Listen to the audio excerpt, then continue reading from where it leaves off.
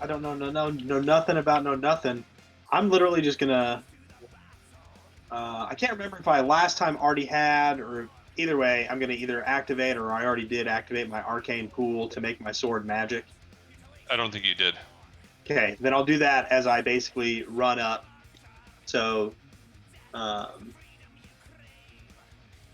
so I think that's a swift action and a move action, and then I'll just ready an action if something swipes at me from being close enough. But I'm basically just trying to throw myself into harm's way and see if I can get this thing to provoke this thing to action and reveal itself. Okay. Give me a sweet description of using your arcane pool. I don't think. Yeah, I don't. Have you done this yet? I probably have it, especially in the heat of this battle. It's probably like you just would see my knuckles tighten on the grip of this blade, and some uttered, almost whispered, Elvish, Ondoantuan Elvish, kind of words just barely come out in a puff of air. You can kind of see the frost or the steam come out of my mouth, and quickly these spiderweb ripples of rime just kind of coat the blade from handle all the way up to tip as I run up, and there's a kind of a hint of not just ice but arcane blue underpinning it all. Okay, so Luinthren, I need you to roll this a perception as you get up to this point, this close, and I do want to say it's obvious you smell an acrid smell coming to your nose, and like a sharp chlorine like smell, like chemicals. What did you get on your perception? 11. Okay. I'm just gonna say, in no specific spot, in a few spots, you see shards of black ice on the ground, as if something froze the grass in a few places. And over here and over here, and it smells like acid. All right. I'm gonna brace myself. Okay. All right. This thing fucking appears. So just give me 1 sec while I pull up its character sheet. Big reveal. It wants to eat us and our children.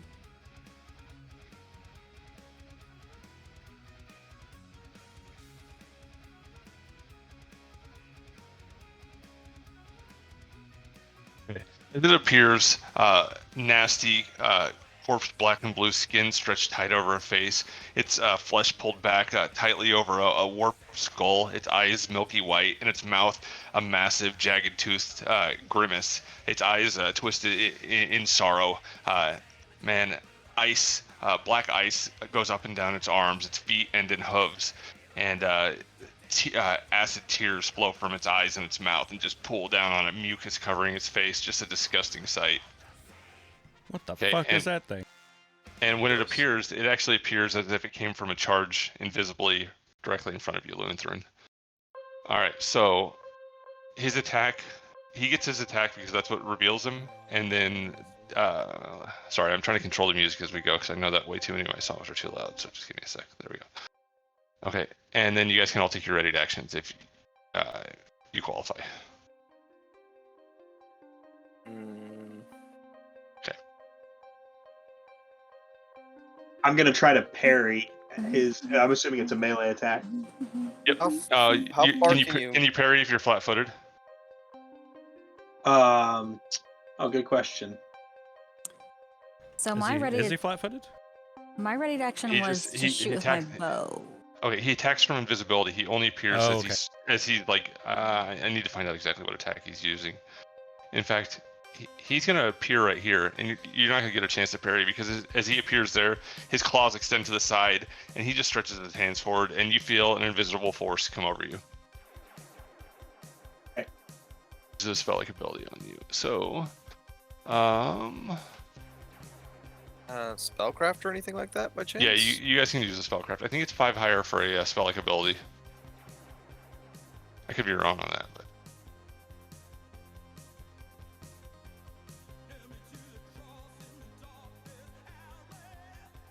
Okay, and do you get a bonus versus enchantments for being an elf?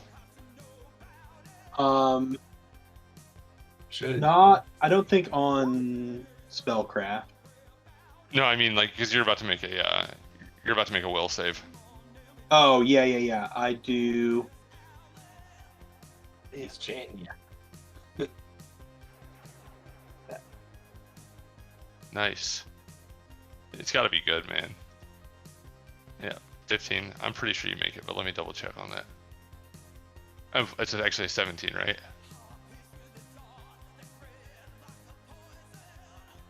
So actually, I do not because of I'm the variant elf that I am.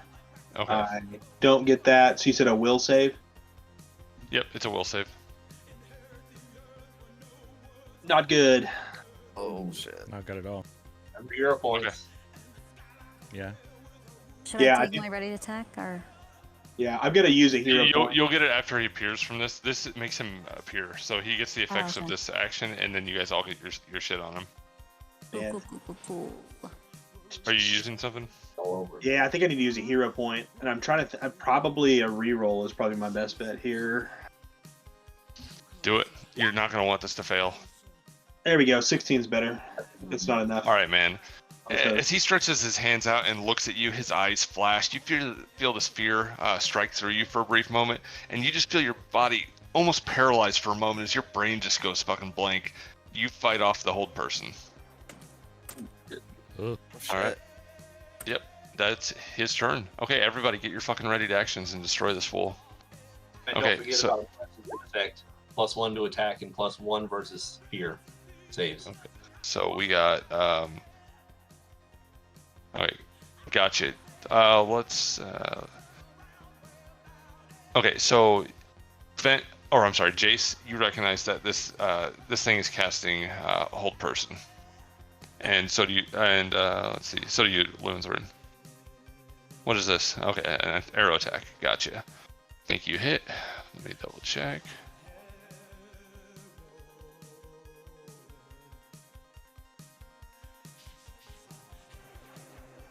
Sorry, now my shit's being weird. There we go.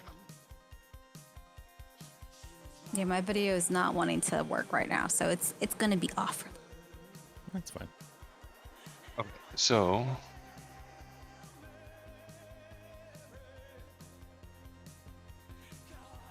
that was an 18 to hit. That hits. Okay, and how much damage did you deal? Let's see. 6 points? Yep. Okay, A so solid whack. immediately your arrow flies as this thing appears. It's doing something. It's trying to it casts some sort of magic on Loonthrin. He just shakes for a moment as you fight it off, and your arrow sticks right into his its stomach. It knocks off chunks of this black ice, but honestly, it doesn't even seem to really notice as it keeps going. It doesn't seem to hurt it too much. The arrow, Yep. butts. I have a question. Yeah. How far is a charge? Is it just double your movement? For a ready to action, you can only charge single your movement, and there can't be any obstacles. So these graves would negate your ability to do that, and you can't charge through homie squares. You can move through homie squares, but you can't charge through them. Okay. So Okay. essentially, I can't do anything then, correct? If you're ready in an action to attack him, then no. Okay. Okay. I'm All in right. the same boat, Uh, Ely.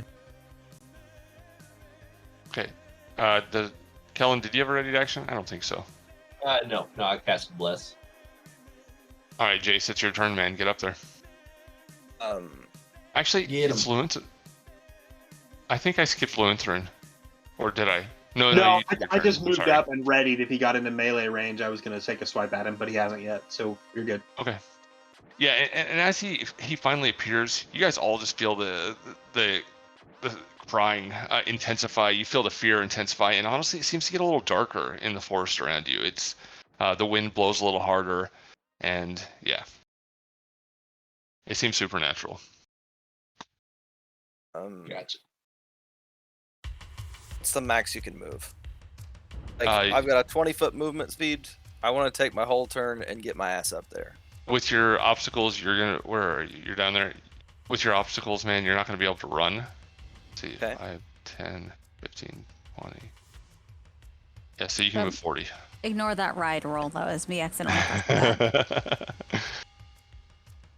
Patience She's mounts using- Pumbaa. Yeah. She's light enough. Kinda, probably. Nah, she's just not.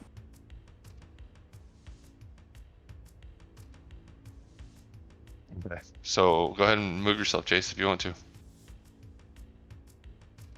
Or 5, 10, 15, 20, 25, 30, 35, 40. Right here. One back, bro. I'm pretty sure. Were you right here? Yes, I believe so. 5, 10, 15, 20, 30, 35, 40. Yeah, right where you're at. Okay. Yep. Okay. Of course, you'd show yourself as far away from me as possible. It's my turn, I believe. I don't think I can do Alright. anything else. Okay.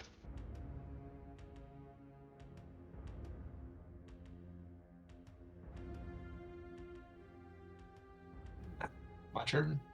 It's your turn, Kellen. Next it's Adriel, and then Pumbaa.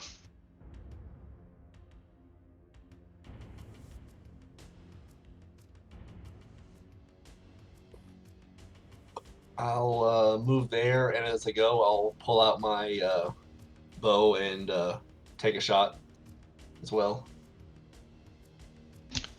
All right.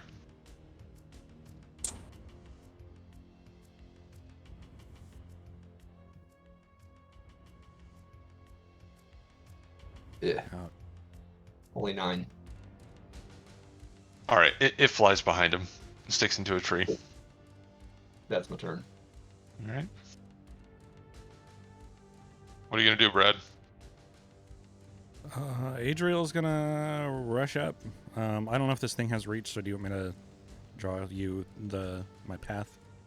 Yeah, show me exactly where you're going.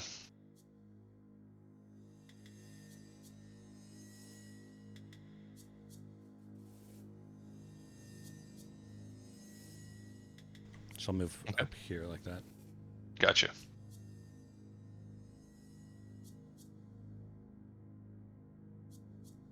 I don't remember how to erase it. I can do it. Okay. So what do you do? So she's moving up there, twirling her glaive the whole time, and she's gonna try and make an attack. Okay. How did you do the line thing? Sorry to interrupt that. There's a That would- paintbrush right there on the side. Oh, cool. Thank you. Yep. That's a 20 total to hit for 9 points of slashing. That'll do. Awesome. Okay. Do you have reach? Hell yeah, I do. It's fucking awesome. It's the first time I've ever played a character with reach. It's kind of crazy. Oh, dude, reach is badass. Yeah. Okay, so you move up. You smell the acidic smell in this thing too. And in fact, as you slash out with your glaive, what do? Like bring it in like that? What kind of attack do you do? I'm probably twirling it as I am running up there, and I just continue through with my last twirl and just give it a good slash. Sweet, fuck yeah! And as you bring it across this thing, you can see the ice crystals and the acid just slide across your blade as you cut through its flesh. Its flesh just popped open like it was pulled taut, just like taut leather. And inside, you just see more black, rotten bones, maggots fall out. But as the acid slides down your blade, you can definitely tell that its tears are just some horrible liquid. And as you cut into it, its eyes turn to you as it hisses a little bit. Anyone know how to kill this fucker? Patience yells out, I don't think regular weapons can hurt it. Oh, great.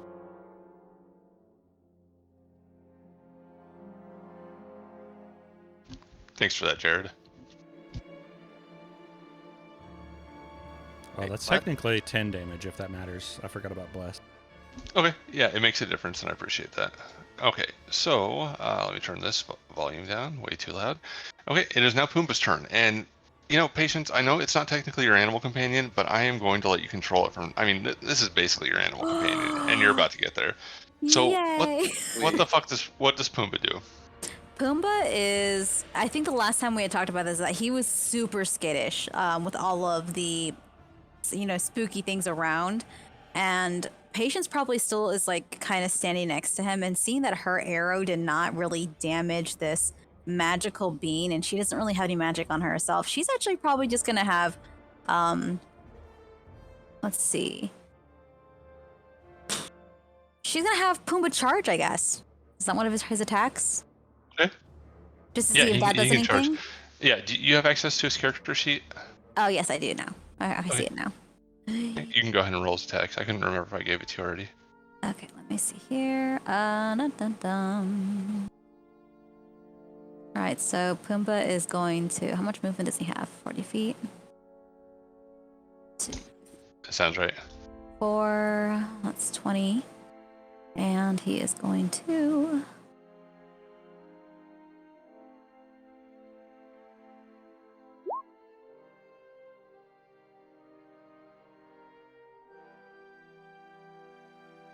Attempt to gore it. He is going to do a big kind of scared charged attack, just wanting to get away from his master and her friends. Okay, let me check this thing's character sheet real quick. I just need to know if this will affect Pumbaa negatively. Let me double check that. No, Uh, don't affect Pumbaa negatively.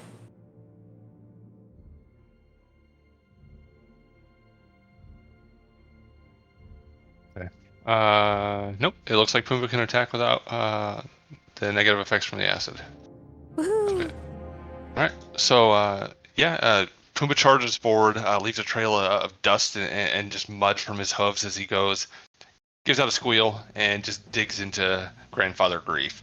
He rips in with his claw or his tusks, just buries his face into him, and Grandfather Grief is just it pushes him back as well as he can. One tusk goes up his forearm. Nothing more than maggots and pus come out. Alrighty. Let's see here. I think that's the only thing he can do, Okay. attack-wise. All right. Yeah. So that's gonna be the end of his attack, I guess. Okay. Patience, it's your turn. Alrighty. Patience is gonna move. 1, 2, 3, 4, 5, 25, and it's gonna. I'd hate to just loose an arrow again, but it's the only thing she kind of has that has anything on it. We'll see what happens. Okay. Actually, what does the Masterwork dagger have any? No, the Masterwork dagger doesn't have anything like magical with it, right? That was just Nah, it just gives fancy. you a It's +1 to a hit. +1. Yeah, that's what I thought. Mhm. Alrighty, shooting with her bow. It does not hit. Okay, I'm just gonna say he after the last one that hits him, he doesn't even dodge this as it flies in. Grief just takes it right in the chest and keeps going. It doesn't seem to affect him. The arrow breaks off from the force of going into him. Patience just looks frustrated. Gosh darn it! That's it. That's all she can do. Language. Yeah. Miles away, Jeezy's shaking her head. All right. She feels a chill down her spine. Mom didn't hear that, right? Mom didn't hear that. Lutheran. I'm gonna move around just like that. Okay. Oh, I love how that works. That's cool. Hey, what's that? What's that? I like that. The ruler, I think, if you look to the side.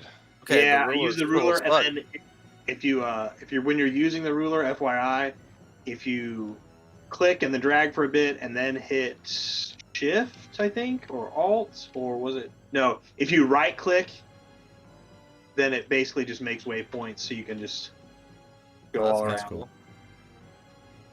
It's way nicer than what I was doing. I like that. All How right, do you so delete it? then I think you just left click again and it goes away. Okay, cool.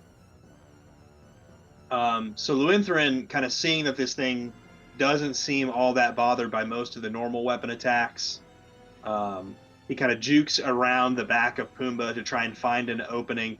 Would I be flanking with Adriel from there? That's what I was just checking. It's DM's call, I think, at this point. Because it goes right through the corner. Damn, I honestly Tough. don't know. But you know what? I'm going to give you guys the benefit. We're saving time here. I'm not going to be long-winded. You can flank. Fantastic. And I'm going to just take one swing with my magical machete, so not including +2, so that would be a 20 to hit. Yeah, that'll definitely hit. for 5 magical slashing damage. Okay. Nice. All right. So as you bring the machete in, what kind of attack was it? I'm sorry, I might have missed your description on that. Yeah, so just a slashing, just kind of an overhead as I juke around, just a single chop with a slashing magical onto a machete. Okay, being pressed from behind, this creature is looking every which way he can to avoid these attacks coming in. He's fast, but he's just not fast enough as you move in. Give him the quick juke. He brings up his hand or his claws to block on one side, and you just go right past it, cut off one of his fingers, and then it digs right into his shoulder. Looks like the most pain he suffered so far as you dig it in and pull it out. As you pull it out, pus, acid, and ice chips fly as you pull it out of his thick shoulder bone. Ugh. Sweet. Okay, you guys just all of you Nice. hear a scream inside your head of pain. The weeping becomes louder. All right. This song has played it once already. What? I guess I don't have that many battle songs. I need to work on that. Okay. There we go, and that would be him. So let's see if I can actually do something with him before you murder him. Recommend 2 Steps to Hell. That's a good battle music. I don't really have the option of just randomly throwing music on right now. After that. All right. Look up this spell real quick.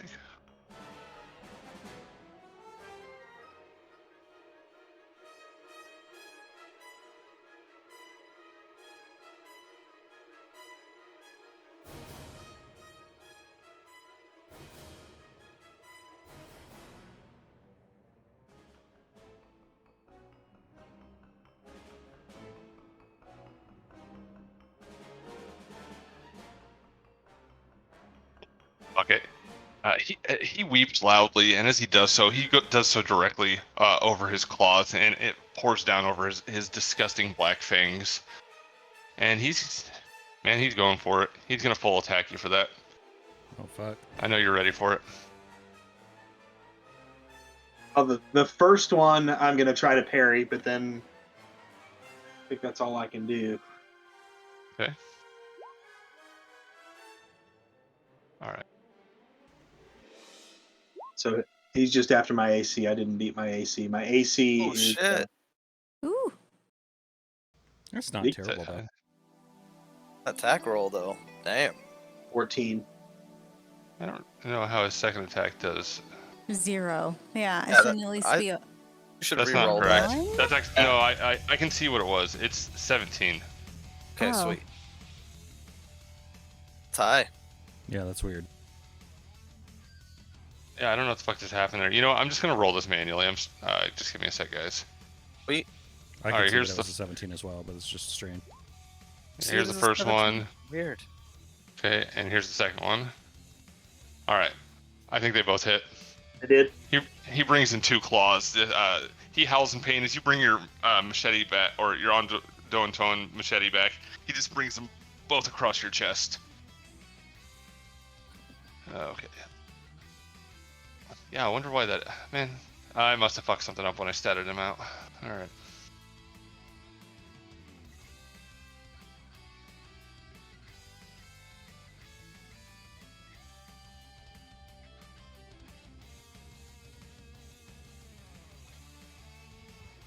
Jesus.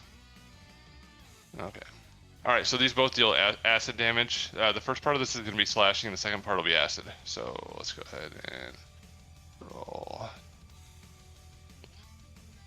I assume that they deal the same amount of damage to you. You're muted, dude. Once again, yeah, it all comes straight through to me, so you can just add it all together. All right, so the first one deals 8 points of damage. Okay. The second one deals 9 points of damage. Oh, did that drop you? Did. Oh no. God damn. Wait, did he have his bonus from Bless? Does Bless give him 1 to AC? Or was that No, just it's attack? attack damage One and to save. dam- one to attack. Okay. 1 + 1 sphere. All I right, remember. man. he just brings both his claws across you, and you just feel one of them go across your chest and your neck a little bit. You go lightheaded as you just feel the blood pumping out of your body. Oh no. Probably like drop to my knees, one hand up to the throat, and look at the dark blood starting to pool, and then I fall over limp to the side. All right, and you guys hear sizzling from his chest as he falls down in his hand where he gripped it. You can see his hand blistering where he's gripping his throat. This thing still looks sad. He looks even sadder now that he killed Luinthren. Jace. Sweet. How does this work? To drag it over? No. You have more than enough movement to go up there, bro. I'm definitely going up there. Cool. I guess I don't know how to make that work, but now I can't move him. Sorry, man. This is learning. You click the curve. arrow in the top left now. Right click to make To the save switch back. point. Arrow in the which where? The very arrow top, in the top one. above all the. Or You gotta click off the ruler. yeah, I got it. Yep. Thank you. Okay.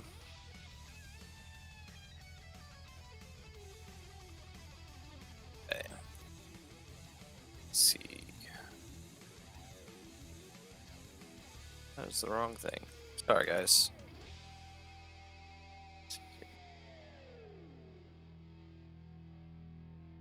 Really do need to get another monitor that'll work with this. All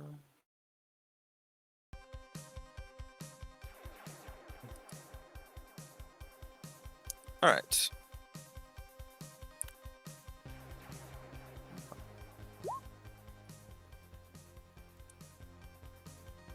+2 to that. Oh, actually, +3 to that to hit. What's the +3 for? Favored enemy and Okay. then blessed. Perfect. Okay, that hits. Okay, man. So sure enough, what was the name of your sword? Order's Oath. Order's Oath. Okay, man. You pull Order's Oath out. Lift your shield out, and as you bring it in, is it a slash, a stab? How you doing this, man? Yeah, just a slash. Try to hit him about torso. Okay. As you bring it in for a slash, it cuts clean into him, and it seems to really hurt him. In fact, as you come up to him with this, he says, "That can't be." You hear in your head, "Order's Oath." No. All right, and you cut him. Ooh. Did get that though. The +3 to the 5 there. Oh, so it's +3 damage. Yeah. Bless does extra damage. Okay, yeah, that hurts him like a motherfucker. No bless doesn't do extra damage, just the attack. Okay, but favorite Okay. enemy does, I believe. Dude, for the, so. so it'd be 7. Okay, gotcha. All right, it looks Bless? like Oh, that's mythic bless. Okay. Yeah, and as you chop into him, man, you cut deep. You feel your sword wedge up against his spine as you pull it out. He reaches down and grabs it, and his eyes shoot daggers at you. He looks fucking. He's full of sadness and torment, but now he's also full of pain. As he should. Is that your turn, Jace? Dare Mark. Sorry, give me a second. You're fine. You dare mock any of us knights? I think he's changed That's his tune. All right. Okay. It is now Kellen's turn. Kellen, this is what you do. Yep, this is what I do. Question though. I got new spells from leveling up, but I don't have access to them, right? Because we haven't prepared them for the day. Is that If you haven't correct? prepared them, then you do not have them, no. All right. Okay. But I will let you use a hero point to have one prepared. Since since it's just prayer. I'll do that. I'll magically, from the future, send a spell back to myself from the past. It's a miracle, man. You're performing miracles. What the fuck? What? And I'll kneel down, Kellen, or I'll kneel down over Lutheran, and basically place my hand right in front of him, and a bunch of it looks like green, glowing roots will kind of encapsulate you coming out from the ground, and then they'll just like crack away with kind of a green light, casting cure moderate wounds. Do I need to roll concentration? No, you do not. I mean, you can choose to cast defensively, but you see how long this guy's arms are. He's nowhere near you. I meant like the wailing. That's not still distracting us. No, that only happened for the first round. Cool. I mean, not that you would know that in game, but you're not rolling a concentration right now. Yeah, I meant do I need to roll a concentration? Yep. No, I got you. You're good to go, bro. I had a question. Sorry. What's up, bro? That add my power attack in? Because that was a power attack roll. Pretty sure. You didn't specify it was a power attack when you did it. Damn. So it doesn't, when you just click on it from the thing, it doesn't just, okay. I mean, whatever you clicked on, it did that damage. If you clicked on your power attack, I'd be fine. I would consider that you declaring power attack. Okay. You see what I'm saying? Right. Yeah, I didn't click on it. I meant to, but I didn't. I think that's what happened. Alright. So, man, Lutheran, your neck wound closes up. The acid stops burning. It becomes neutralized. And your eyes open up. You see Kellen in front of you as these ephemeral green roots dissipate. And you were healed. Perfect. To make sure, you do go to negative hit points in Pathfinder, right? Like I was at -5, add 9, so I'm now at 4, right? Correct. Okay.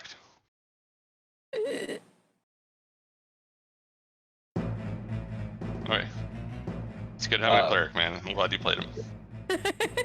No shit. You're Jace's buddy for right now, for sure. The only thing staying alive. That's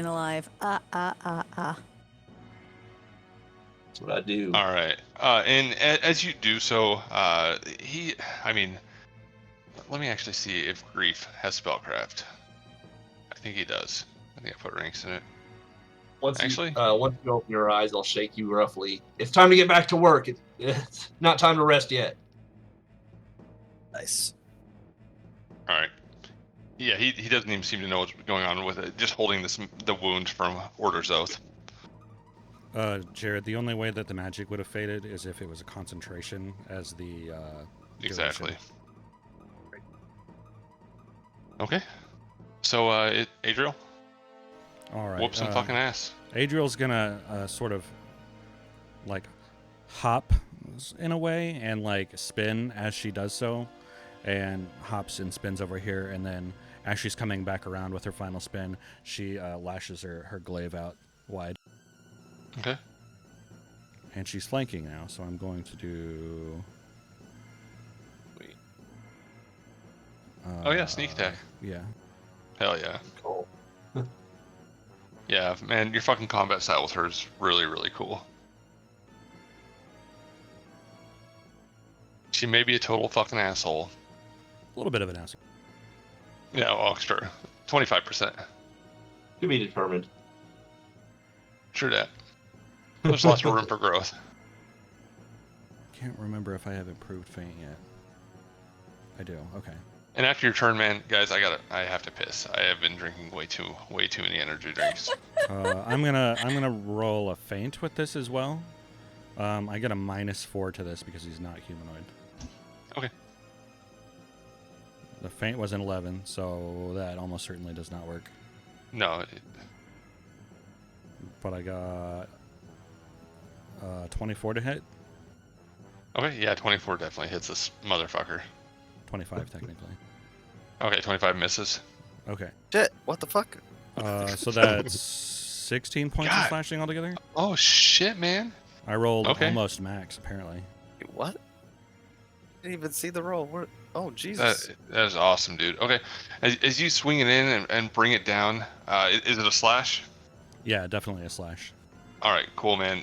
Just like you wedge it right into Grief's head. You hear a thud, a sickening crack as you cut into his skull, And this thing is not human. It is fucking a bizarre creature. As you pulled out, it's rotten, putrefied brains just leak down the side of its head.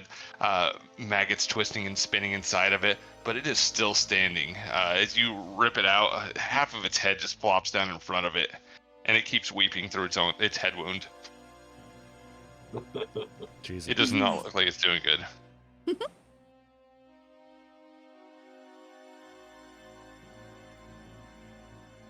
Okay. And that was fucking awesome. All right, Pumbaa. Pumbaa is going to gore the poop out of it again. So let's just do this. Oh, did it roll? There it goes. Ooh, 12 damage. Oh, Pumbaa Okay, does man. work. All Pumbaa- right, so Yeah. go ahead. Give me a description. I was gonna say, Pumbaa is bolstered by the continuous chomping down of this creature. Slight concern for when one of the companions went down, and again to protect his mom / master. Braces all 4 feet firm to the ground. It kicks up dust and just full on head like it's a battering ram into the side of this creature, goring the crap out of it. Pumbaa rushes forward, a party member dropping, and just digs its tusks into Grandfather Grief's stomach, ripping back and forth, shredding. His head already opened. He flails, and you guys all hear this internal scream. In your head, at first, it sounds like this monster in front of you. Then it quickly turns into the scream of a child in your head as he just rips into this thing, guts being pulled back, ribs cracking, Pumbaa's snout covered in black viscera and maggots. And for a brief moment, you all see white. And in that second, which is definitely a second, but it almost seems like hours pass, you see the landscape of what looks like similar to this island, but the trees are all different in the spot that you're in. The graves are all gone. Yeah, clearly, it's a different time in the same place. You see the same rock formation, and standing there in that place, you see a child. Weather and wilderness-stained clothing, hanging limply from him. His eyes hollow, his skin gaunt. He has a look of fear in his eyes as he looks around, holding a wooden toy in his hand. And you hear his voice, the same voice of the tears, cry out, "Mama, Mama, are you here? Where are you?" He looks frightened for a moment as he sits down and begins to weep into his hands. And then you're back, and as you're back, the only thing that didn't seem to go into this trance was Pumbaa, as he just keeps tearing into this thing. Grandfather's Grief's corpse still half-ass fighting, just almost like a reflex attacks back at Pumbaa, but Pumbaa doesn't let it happen. It just brings his tusk in and completely decapitates Grandfather Grief. As he pulls his head up and shakes his snout, maggots and gore fly off of him, and for a moment he looks at you, Patience, and you see his eyes are black. Patience. Yes. Patience reaches out a hand and slowly approaches Pumbaa. Boop. And will just give him a head rub, again, just kind of brushing any leftover maggots or viscera from his snout and head. No words, just comfort. Okay, roll a comfort check. How about animal handling? Is that okay? That'll do. Yep.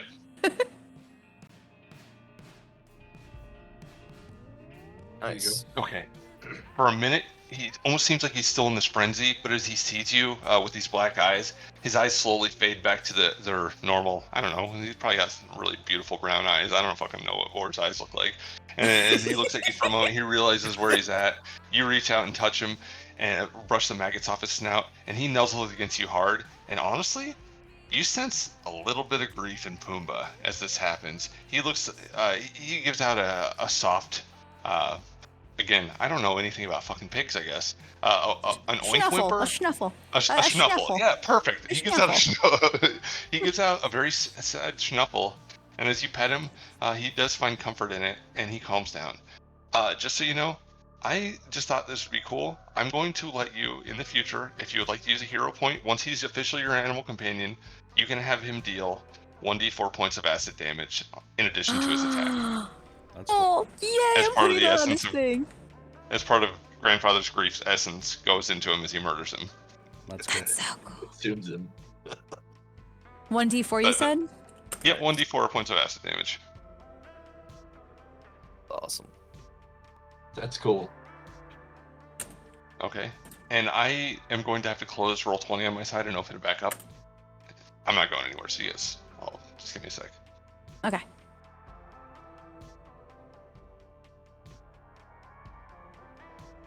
Are we still in initiative order? Nope, this thing is fucking dead. The wind is dying back down. In the mile radius around you where all the animal noises stop, you start to hear some tweets off in the distance. You hear the water slowly rushing again, and you guys are back at the graves of the crewmates of the peril.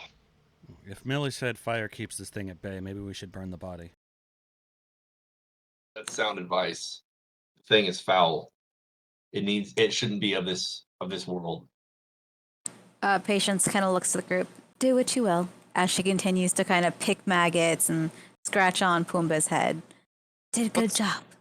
Blast off a channeling for other people damaged. Looking at Lutheran. Yeah, for sure. Luithrin probably was just up on one knee when Pumbaa gutted the beast, and we all got kind of taken to this other time and place. As we kind of settle back, he just glances over, sees that the threat's dead, unsteadily gets on his feet, and looks Kellen straight in the eyes and says, "That's twice since the sun rose that you've saved my life. I hope you don't have to do it again, my friend, but truly I'm grateful." If it happens, it happens. That is just the way things are. Trees come and trees go, but they keep going on. Is there a arm left of this creature? It wasn't like totally obliterated. There's all sorts of it, man. It's in a lot of pieces. You see, it's basically ripped open. Its head is in 3 pieces at this point. Its ribs are poking out of its ribs make it look like a bowl full of like just maggots and black jelly. Its organs long ago putrefied.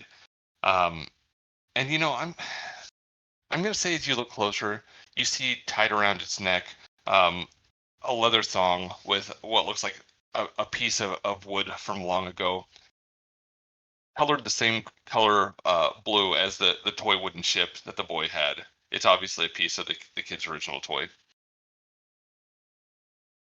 Adriel's going to start looking around for firewood. Is there a hand left of this creature? Yeah, there's a hand. One of them there's a finger on the ground too. There's definitely a hand though. I mean, these hands are like big enough to hold your head like a basketball. I would try to just shuck off a claw with Okay. the sword. All right, you don't have to roll for it. I'll let you. You give a good steady whack to a finger and it comes off.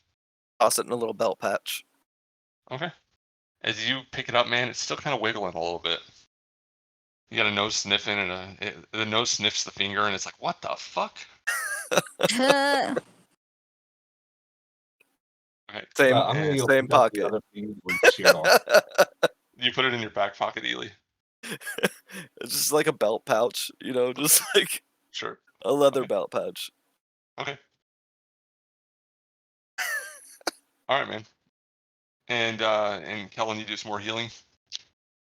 Yeah, I gave 13 healing to everyone, 2 pulses altogether. Okay. Oh, yeah, And I'm It's going to nice pick that up that other separate finger.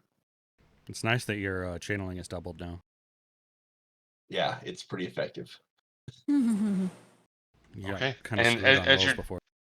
As you're doing this, you guys see Adriel going over to even though this area is pretty cleared, it looks like it honestly, even though there's only 2 survivors on this island, this place looks like it's been cleaned over multiple times recently. Like a lot of the leaves are brushed over into piles, the wood's pulled over to the side, so you're able to find a lot of the wood that was pulled off from this area to respect these people, and you're able to gather a fire or get a wood pile in like 10 minutes. Cool. Can aid with that. Survival check? Okay. Go ahead and roll your survival check. I'll make this for starting the fire too. I know you want to. Lol. Gotta find the guy. Fuck, I can't get this out. Patience would assist you if you want Used to it eventually. Yeah, for sure. to. Because patience being a ranger would definitely help them collect any kind of stoof. Okay. Definitely You can roll your keeping an eye survival on if the you want body. to. Definitely keeping an Okay. eye on the body as we're doing this. Sure. Just make sure it doesn't All right, get man. up or something crazy. It is not getting up. It's not regenerating. It's honestly, it seems to be finally having all of its decomposition catch up to it, as it's like just it's turning into like a skeleton covered in Goo. leather. Yeah, it's disgusting. Okay, without a problem, you guys are able to get a fire. Let me. Where are you gonna put the fire? Can someone mark on the map? I would just say right where it landed. That's there's where it landed. Okay.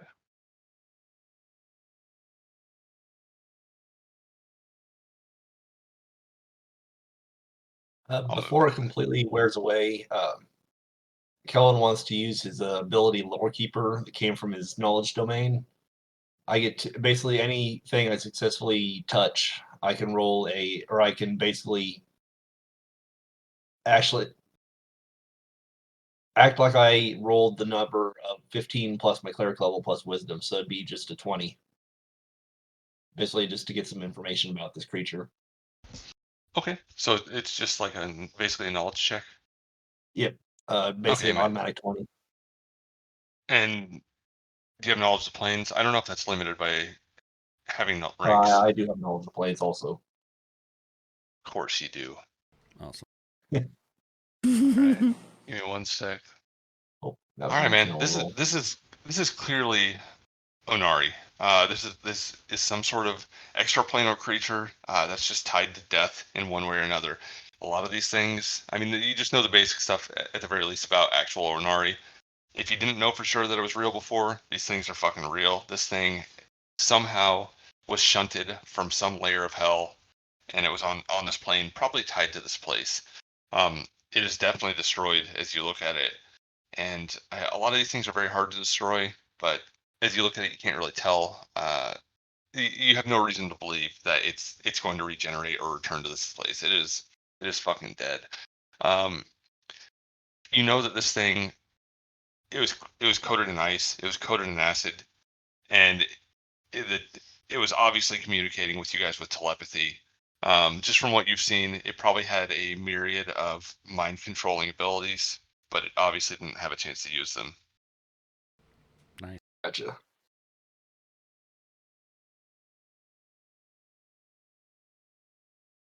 Its name was Steve. Steve. Fucking Steve. Okay. And man, you guys light the fire. It crackles, it burns. It honestly seems to be made out of petroleum. As the fire licks up, its skin pops and peels back from its skeleton, and its bones turn to ash quickly. They burn hot and fast. And before too long, you stand back from the heat. It seems like the fire's hotter than normal, as this thing is just burnt into nothing. The smoke, it smells acrid, putrid. It billows and lifts up from the breeze high above the trees and flows into the atmosphere above Kishkaba.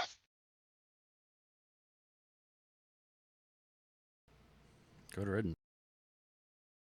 And you know what? As it's burning, its finger goes a little crazy in your pouch.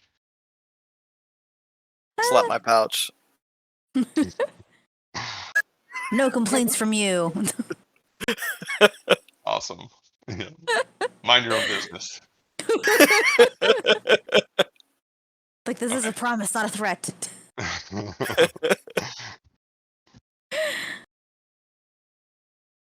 Okay. Is there a direction we can see where we would go next? Like, do we remember which direction we were heading? Yeah, to I didn't really find put it.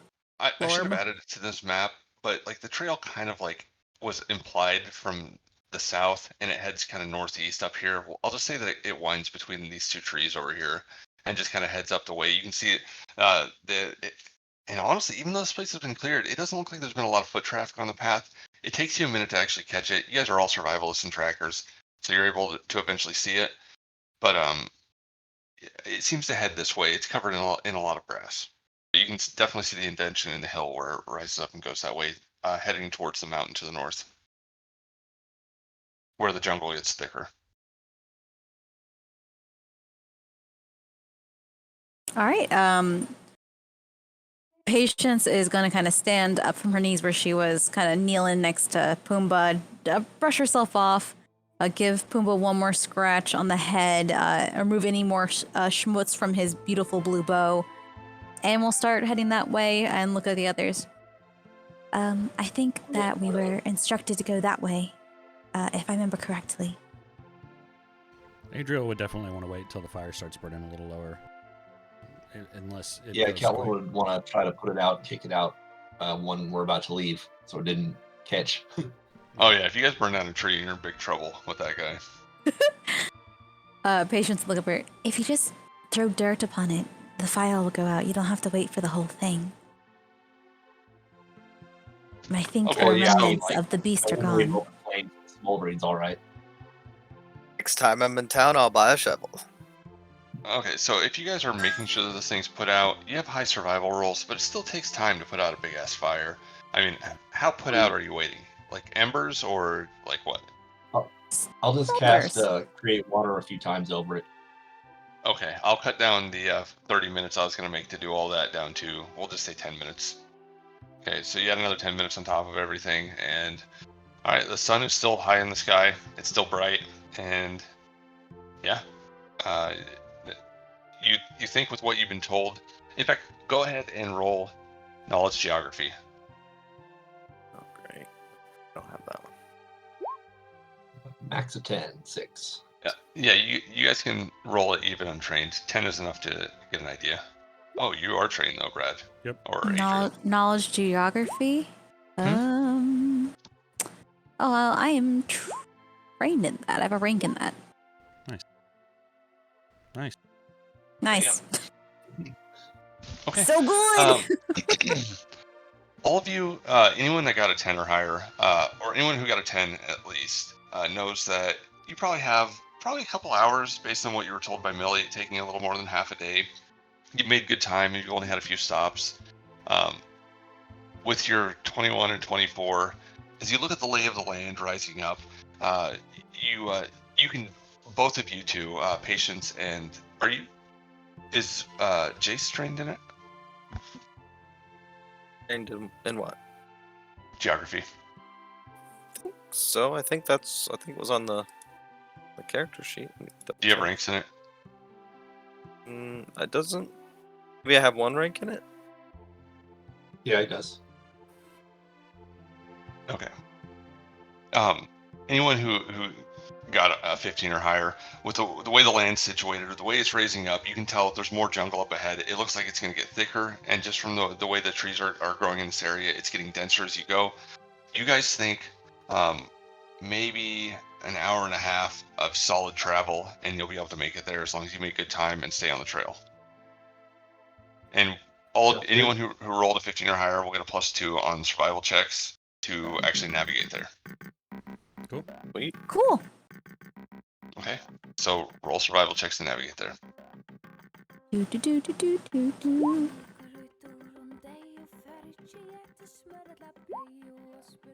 Holy shit.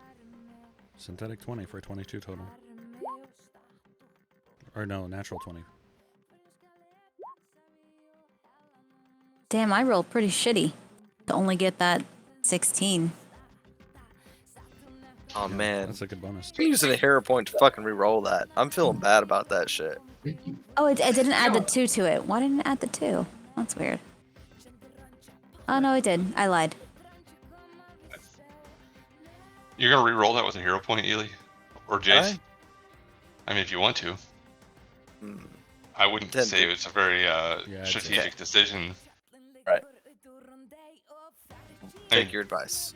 Well, up until this point, there's been a path, basically, and yeah, I don't know. You haven't had a problem so far, and it seems like both Adriel and Patience are pretty good. So it's your call, man. And if go. you want to use a hero point to do it. Nope.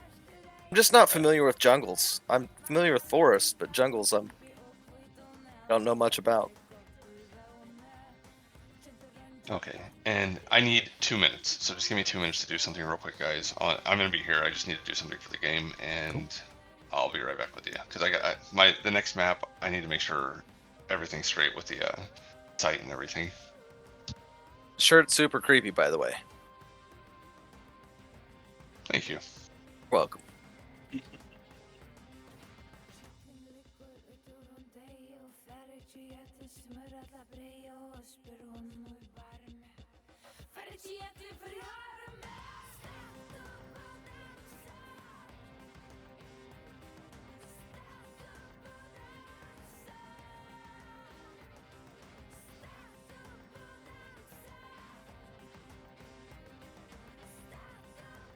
A storm roll through here a bit ago. Sounded like it was not playing around. Yeah, I was up there today visiting mom. When we came back around 6 or so, we had some really dark clouds to the south of us. I Ooh, think the rain thanks. went through and past us. Might be coming up your way. Yeah, we're supposed to be getting some more rain later tonight, I think. Or another chances of storm later tonight. I Yeah. heard something about like 6 inches of rain in like 2 or 3 days. That's like a lot. Damn. Yeah, I'd say so. It's a lot of fucking rain.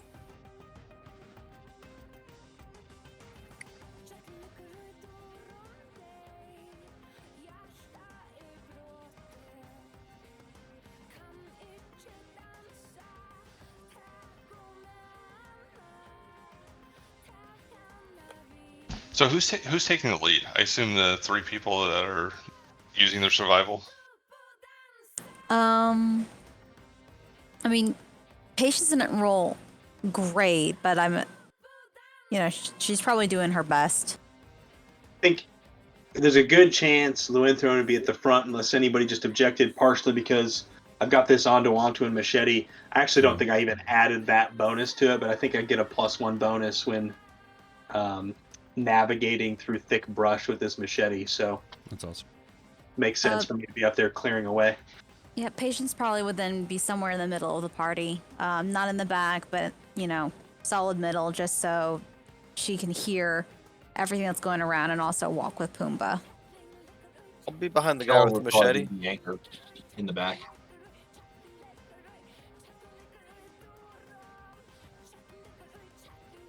Okay, and you guys begin to push through the path that leads deeper into the jungle. You hear monkeys in the trees. You smell the thick smell of fruit trees and rotting fruit on the ground near it. Mosquitoes bite at you. At several points, there's massive wasp nests growing up on rock faces and hanging from trees. They buzz, but they don't seem to pay too much heed to you. Strange insects crawl through the soil. The ground is covered in rotten leaves and soft soil. And you guys begin to hear the bubbling of the river that you left for a moment, that you fought the crocodiles. Those of you that rolled on geography know that this is probably the same river from the way it was winding. And as you guys head up, I'll just go ahead and move you here. You come very close to the river as you start walking along, and the trees become thicker. Jace, I'm just going to say with your survival roll, as you start to get here, you begin to disagree a little bit with the route it's taking. You think that you might need to head a little more west. The path becomes a little hard to tell. I'm just going to throw that out there. Okay. Jace, are you going to try to lead us astray? Me as the GM or Jace? Jace. Jace is trying to lead us astray. I'm definitely going to try to lead you astray. Kill him. I'm just going to say that you think that you might be They're gonna tending. decide. You might be heading a little too far east, Jace. You think? Okay. And we should be heading west? No, I mean, they're kind of heading in this general direction. You guys see Okay. this map in front of you, and you think that if you pass this rock on your left and there's a ridge that might give you a better overlook, and you think that might be the way you need to go. I don't know how the conversation goes exactly, but Luenthron kind of makes it clear I'm not so much probably doing the navigating from like a macro level, but if somebody kind of helps point me in the right direction, then I'll clear the path. So Jace, if you say anything to me, I won't be offended in the slightest. Saying, but You- how do you mark on the map? Like, I'm sorry, I don't know how to do this. Just role play it, Jace. I I'm mean, talking you're about here. this rock here. Yeah, this rock. You just click and This hold. rock. Yeah. Okay. I mean, you just think that you just need to generally head more to the west. This way. Oh, Okay. yep. I feel like we need to be heading west. This direction. And I kind of halfway Northwest. through a hack through some piece of this brush that would take us more this way, more northly.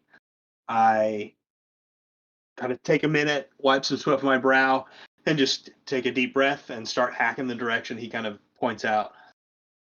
I don't have Adriel, any reason to push back on it. Sure. And Adriel and Patience, you both don't necessarily agree with that. You're pretty damn sure you're going the right way. Patience will probably look at Jace and look at Lurethren and kind of just shake her head. Look at Pumbaa, stand behind Pumbaa and whisper into his ear. And you'll see Pumbaa going the original direction they were planning, the northeast kind of way. And then look back at them. You're going the wrong way. Yeah, And I we'll think we just gotta go. continue using Pumbaa as like a brush spreader as she walks behind him. Yeah, I think it's more this way, Luinthren. I'll be honest with you guys. I've completely lost my bearings. Point me the right way. I'm happy to kind of keep blazing a path, but yeah, I'm lost. And Don't you guys, worry. as you look at Lewinson when he says this, something about his blue skin is just really attracting these mosquitoes. Man, they're just covering him. Oh shit. Pock marks all over myself. Oh, no new rumor about the frost elves. Add it Um, to the table. Unplug 'em. I could be she's wrong. I'm not that familiar with jungles. Patience will look over at Jace and kind of just give an acknowledging nod. Yes, you aren't. And then again follow Pumbaa down the right path. Man, Jace, they start doing that. And she starts heading that way. You just something about that way, like maybe it is the geography of the land, but you just feel something pulling you that way, and you're not sure exactly what it is. Have to go check something out. I'm going this direction. Okay, move yourself, man. Where was this? Like this way? You say over here? Kitten, what do? So Why, I'm gonna move kitten? there. All right, That's something. roll reflex save. No, I'm just kidding. All right, go ahead and move yourself. I'll delete this for you. Roll a con save. A will Yeah. save. All the Roll saves. save versus death. That's every day. Come on. For some reason I can't erase your. His There we lines. go. There we go. I got it. Okay, so Jace, what are you guys doing as he's walking off? Where's that fool going? Patience will kind of look around to the party. He's not my responsibility. Mother only said I had to look after you guys. Right, Pumbaa? Pumbaa will give a snort of agreement. Winthrop just is taking a few deep breaths, trying to kind of catch his wind after plenty of clearing brush. And he stands where he's at and just watches Jace to see what happens, but he doesn't follow him. Patience will use her racial trait that I think you guys have all experienced before. The wind-carried voice. And will, in the direction that Jace has disappeared into the brush, will whisper out, "No one's going to save you if you go that way." You hear Fucking creepy. that her voice whisper in your ear from far away, like the whisper is too far away from where she is. She's magicking up in your ear. Don't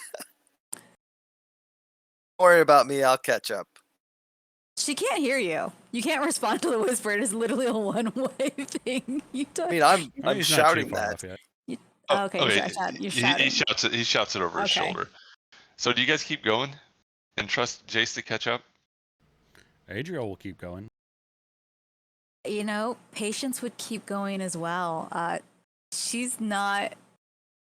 I wouldn't say she's unkind, but she's uninterested. Outside outside of what her mother has always told her to do, which is, follow the original plan unless mother says anything different. And she is, as you have noticed, a giant mama's girl. So she will continue on the original path which they were told to do, which is to make it to this person's house.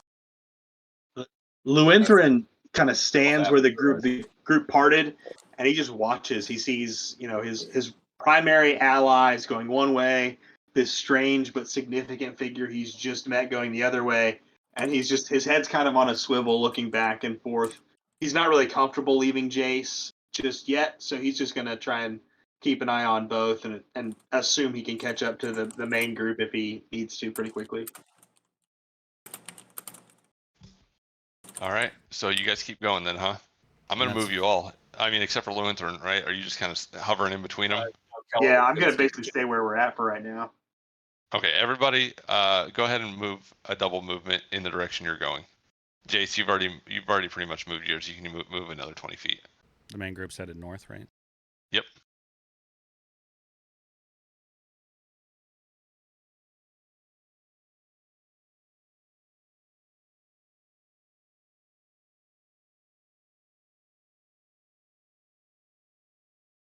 All right, so you guys split ways for this time. As Jace walks around, you two kind of hover. Him. Jace, as you step up here, the soil is begins muddy and ends sandy. You walk into a pit of sand next to this huge rock coming up. Clumps of thick, thorny grass grow up through the sand. The bushes to your west are covered in these strange orange fruits. They are oranges. And as you peer up on the rock face, roll a perception check.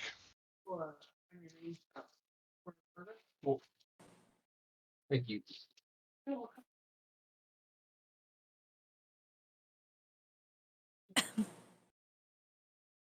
I'll find Nice. it someday. Oh, okay.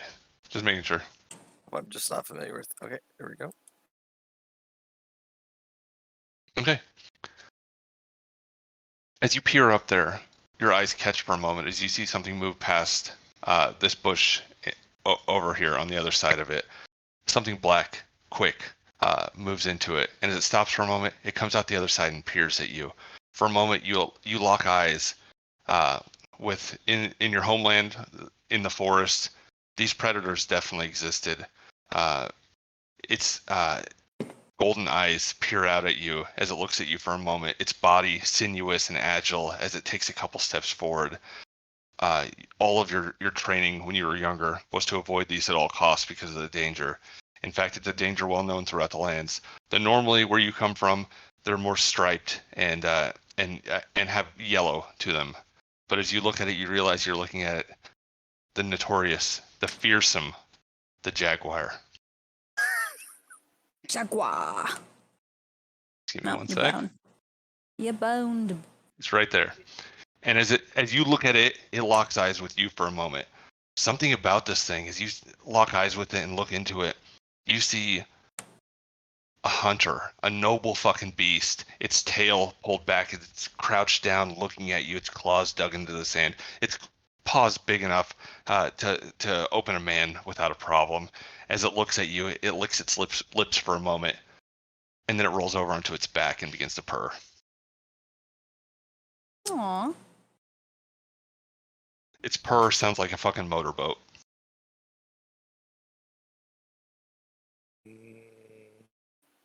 Are you attacking it?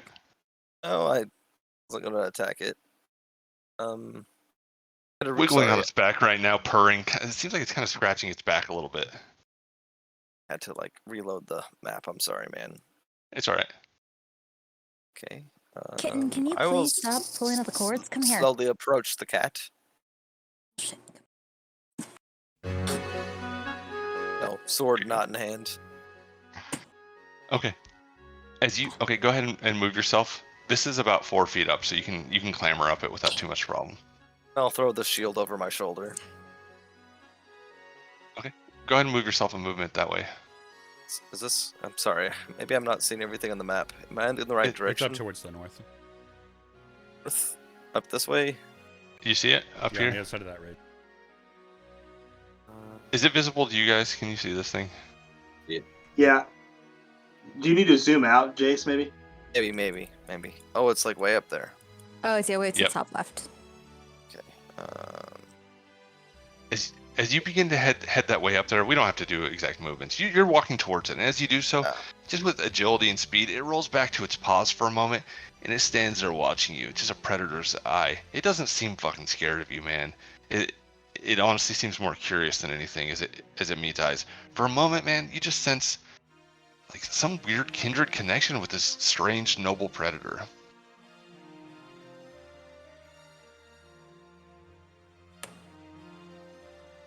It's rolling civilized empathy on you. Okay. Do I fail or succeed? What do you do, man? I'm still gonna approach it slowly. Like, I'm not trying to be intimidating. I'm kind of, I don't know how to explain that.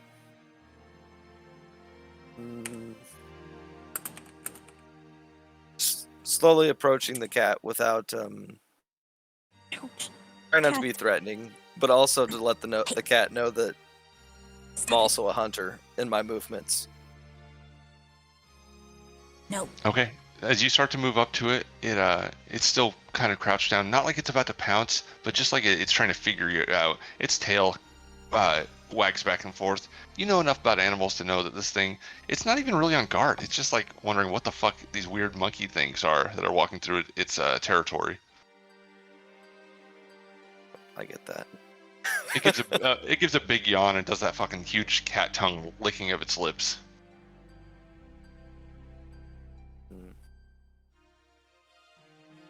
Damn, I don't have any meat or anything.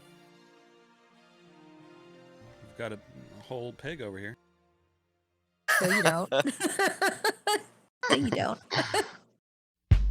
In the same vein, then we have, humanoids also. Delicious humanoids. Jace, what do you do, man? I approach the cat. I try to befriend the cat. I'm not trying to be like if the cat's acts funny, I might stop my proceeding, but I'm trying to approach the cat and Put yourself where you want to be. It's not reacting to you as you move towards it. It's just looking at you. I'm not trying to move fast. Okay.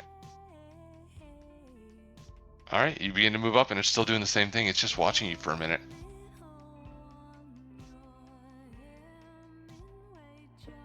Just go ahead and move yourself all the way to where you're going to end up, bro.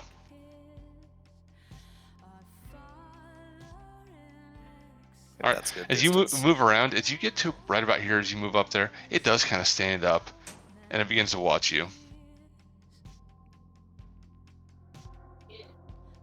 What are you doing, man? See, I'm sorry, man. I'm familiar with rangers. So there is. Okay, you can roll wild empathy, you can roll handle animal. I mean, if that's what you're going to do, or you can roll an attack. Wild empathy, I guess. Again, you've never seen a black jaguar like this before. It's not native to your land, but you recognize it for what it is. These things are killers. In fact, they're known for killing a lot of people every year where you come from. Very dangerous. But you have heard of some of the elves and men that ranged the Telberdian forest as taking these as pets.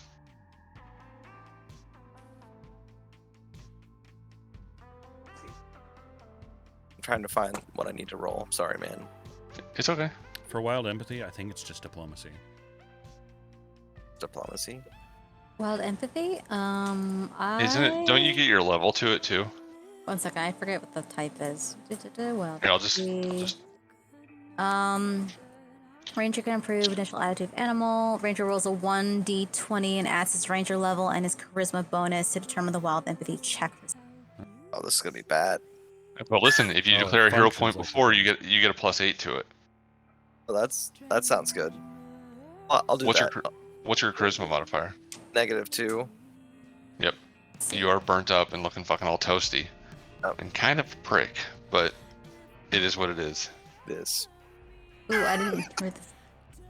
Okay. As long as eh, if it's not a magical beast, you should be good. Probably, maybe. Yep. Right? Yep. So yeah, exactly. So you're going to add 3 for your level, -2, so 1 plus 8 if you're using hero points. So you're going to roll 1d20 and add 9.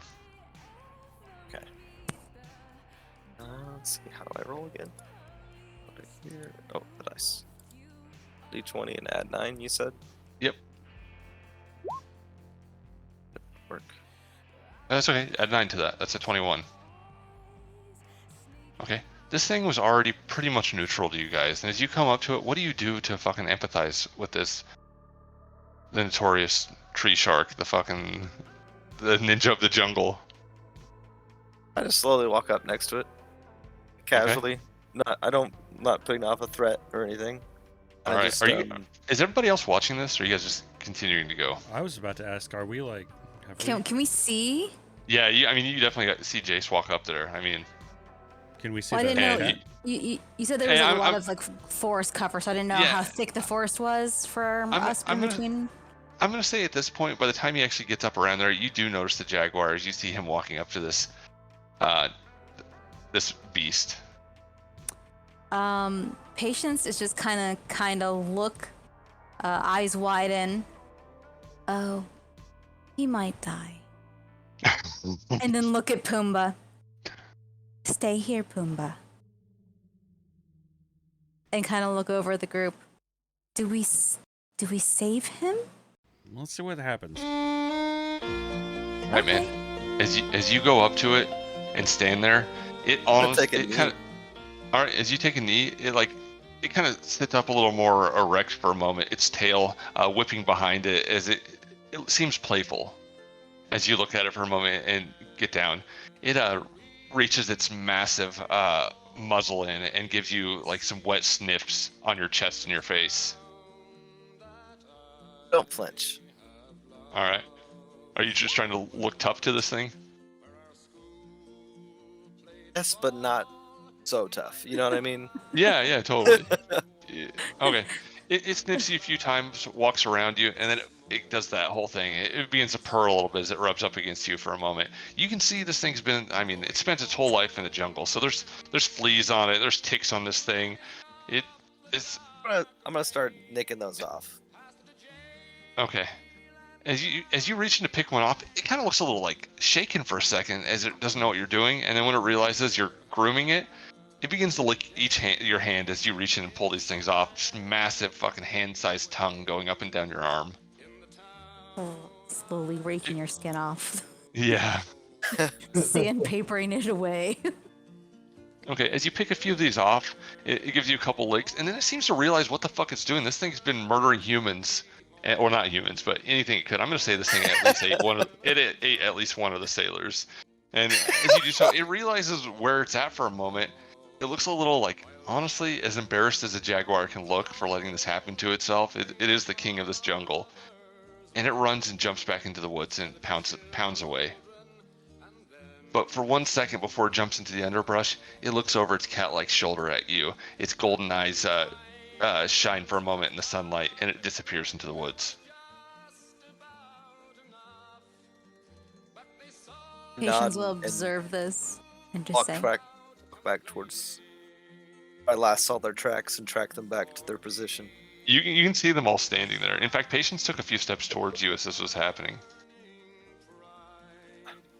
I meet up with the group slowly, however long it takes me. You hear another whisper next to your ear. Since you're not dead, walk faster. Okay, so Jace, as you walk back to the group, I just want to know what's going through Jace's mind. That was a cool creature. Very interesting. Never seen one like that before. It was definitely bigger than a lot of the ones from the forest where you're from. Okay. Kind of feeling good about himself.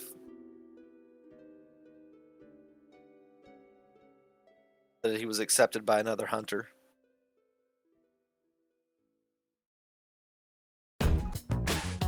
Okay, so you guys But he continue to wasn't head. eaten. Yeah, and wasn't eaten. No one was eaten in that encounter.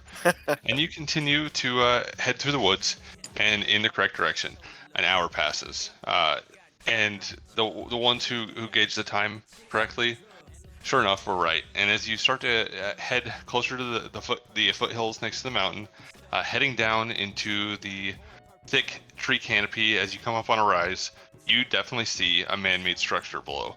Um, from this distance, it looks like a ramshackle building built out of ship planks and trees from the woods, lashed together with ropes and various other things. But for what it is, it's a pretty massive building. Going around it, there is a wooden porch that wraps around the entire house. A sign set at an angle from age. It looks like it hasn't been tended to in quite a while. You see written across it in paint, in fading paint, Peril Home in Anor. Actually, it may not be Anor. It is. It's actually.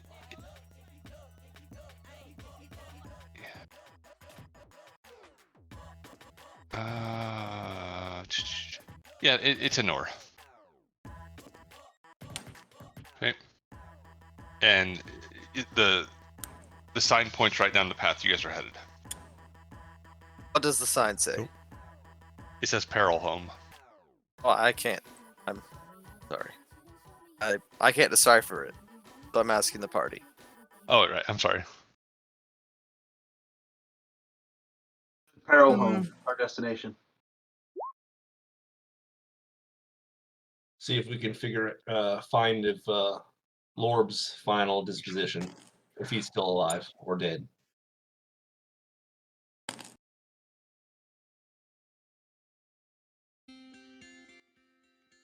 Sorry, I'm being attacked by a cat. Kitten, stop it. Intimidate it. Is it a jaguar? Oh shit. It's a tiny one. And Tiny one with jaguars little are needle-like terrifying. teeth. Tell you what. Also, you don't want to be attacked by a jaguar. They go for the stomach first, not the throat. That's definitely not how I want to go. I don't Yeah. want to go in for anything. I can think of ways that'd be cool to die. Mostly explosions. I was thinking of Alright. like, not bungee jump, skydive without a parachute, because you're not gonna feel the splat honestly at that point. Yeah, totally. Guaranteed to die. Take like 12 hits of acid and jump out of an airplane. Basically. Totally. Because That'd be until cool. the end, you think you're flying. Yep. Patients will just kind of continue following through, seeing that they're at their destination. Okay. We'll probably maybe do a check to see if she can see any fresh prints or anything like that that would indicate if their person of interest is there or if anyone else has visited. That's actually a great idea. Go ahead and roll a perception check to find tracks. I'm not great at that, but okay. And everybody who can, I mean, you guys notice the patients poking around at the ground, moving some branches, looking. I'm gonna walk over there and inspect it. You need a perception check, or If you want to, you can ask her what she's doing. She's looking around. I'm gonna try to spot what she's looking for. Okay. She's looking for evidence of life. Animal or humanoid. Okay. As you guys poke around on the ground for a while, one thing you do notice is it doesn't look like there's any fresh footprints here. Something something else you do notice is as you look down at the house below and the trees, you actually notice a lot of thick spider webs in the trees. Not giant spiders. It's just obviously some sort of native spider has made its webbings in these trees. The sun's high in the sky, and they just they glint and glitter in the sunlight.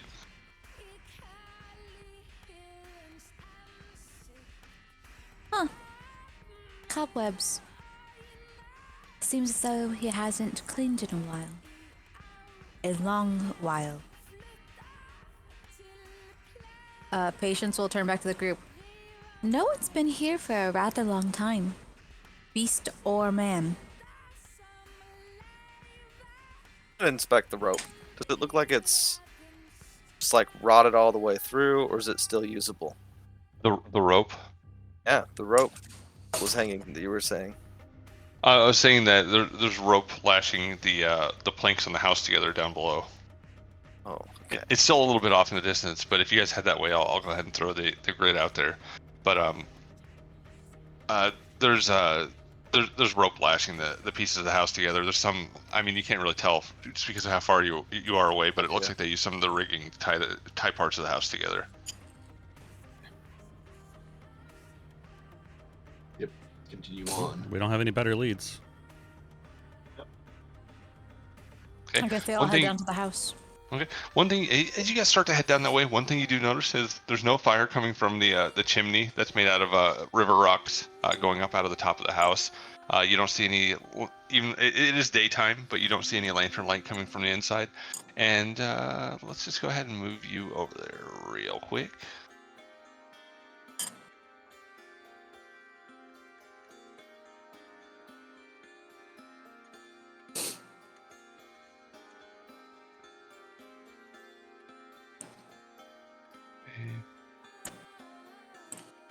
Okay.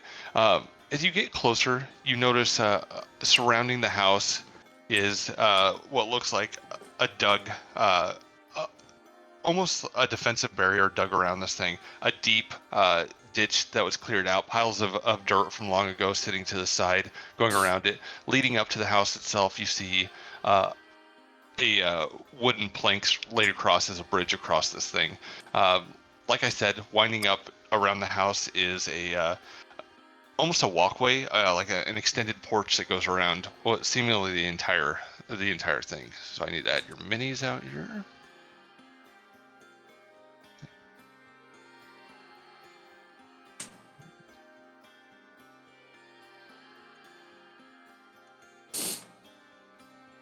I'm just gonna put you on the bridge because that's where my battle grid extends to. I don't have much more than that.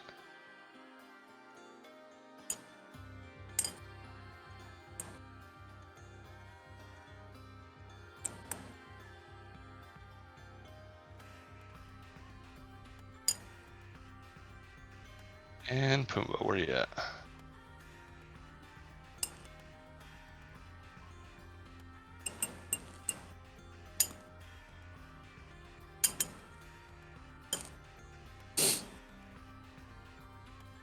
And sorry, I gotta turn daytime on.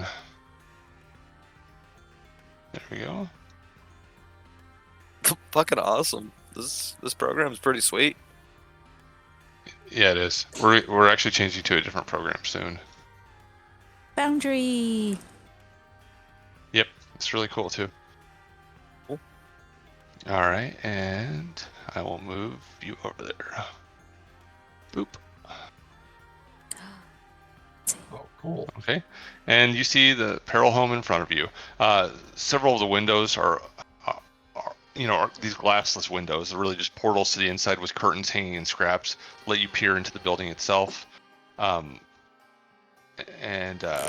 you're able to see furniture on the inside, debris. But something else you notice is there's definitely a shitload of spider webs covering the windows on the inside, all up and down the stairs.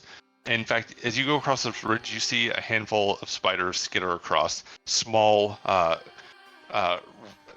I'm going to say red-bodied with black hands quickly crawling, or legs. I guess they don't have hands. That would be funny, though. Terrifying. Would love something terrifying. You're correct. All right. The rare red-backed black-handed spiders. Lol. Okay, and this is what you guys see. You're in front of Peril Home. It's sitting there. Several of the support beams and planks from the ship have obviously been used here, and other things have been fabricated and added to it, like river rocks, stone, and it even looks like some fresh jungle wood has been sawed and added to it. 5 foot on the Luanthrin? bridge. Luanthrin, you mind leading the way through this mess? Sure. As she nods to your machete. Yes. give me just a moment though, and you see Luthran's eyes close. You hear that muttered Ondowantuan that I don't think many others, maybe Jace, but nobody else probably understands.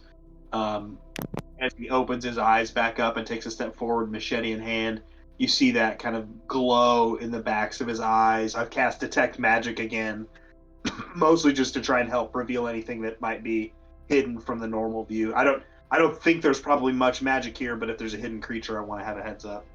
All right, man. As you peer into the world of magic, you don't immediately detect any magical auras except anything that might be coming from the group. But this, just so you know, it's kind of hard for you guys to tell. I just looked at your minis. These are two doors that are kind of partially cracked open, with Riverstone set on the floor in front of it, like a doormat. I'm quickly becoming the guy who puts myself right in the heart of danger, and it always goes badly. So why change that trend? All right. Join you.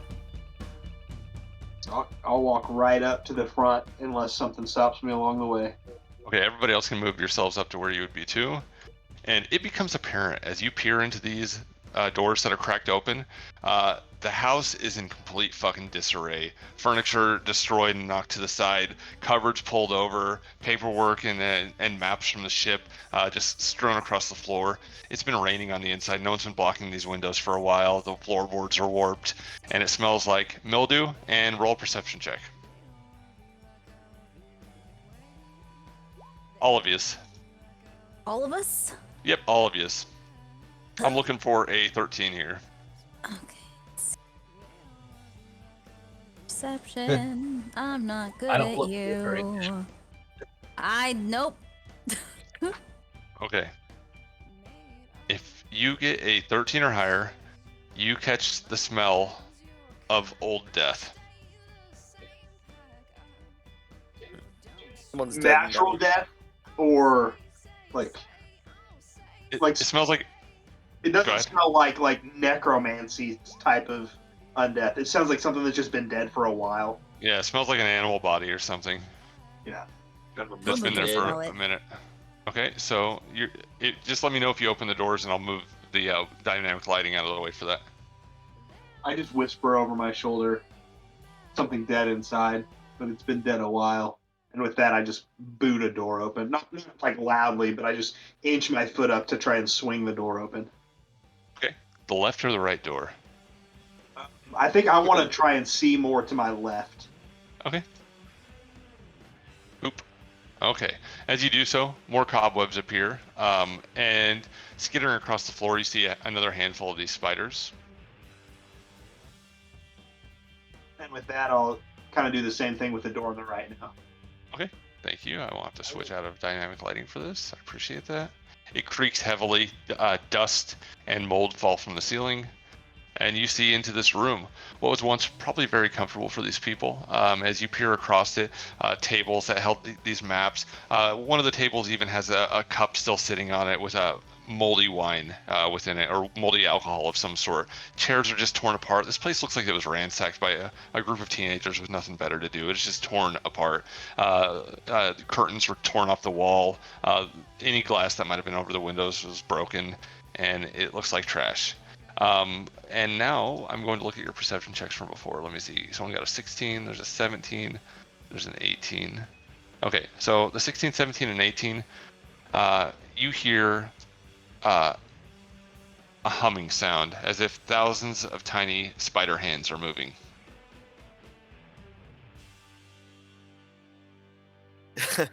That's not a good sound. Sounds... Okay. Not particularly. Okay, it doesn't take long to see what's going on. We're just going to jump right into a niche because it's fucking there. So, yeah, you guys see a fucking spider swarm. God damn. This is the worst. Just quickly running over the furniture, up and down the walls, coming from all the cracks in the floorboards. Opening the doors must have disturbed one of these nests, one of the webs. And crawling out from all these various nooks and crannies, you see a shitload of these fucking spiders. And this is their move. They were ready in action to eat anything that disturbed them. And they're fucking stupid, so they just kind of move randomly through the place trying to find where this is. And you see them swarming this this small sofa or the small couch right here, made out of old sails and clothing strapped over wood. And there you guys go. I'm gonna keep the initiative from before. Oh, okay. Just to save us time. But I will roll the spiders into Inish. What did you say the deal was with this moat?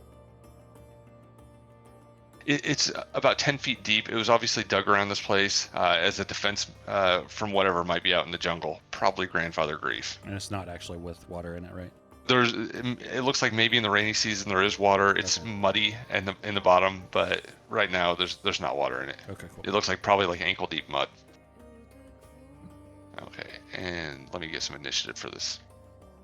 That would at least be difficult terrain, I would say. Ankle deep. Okay, where is the spider swarms Inish?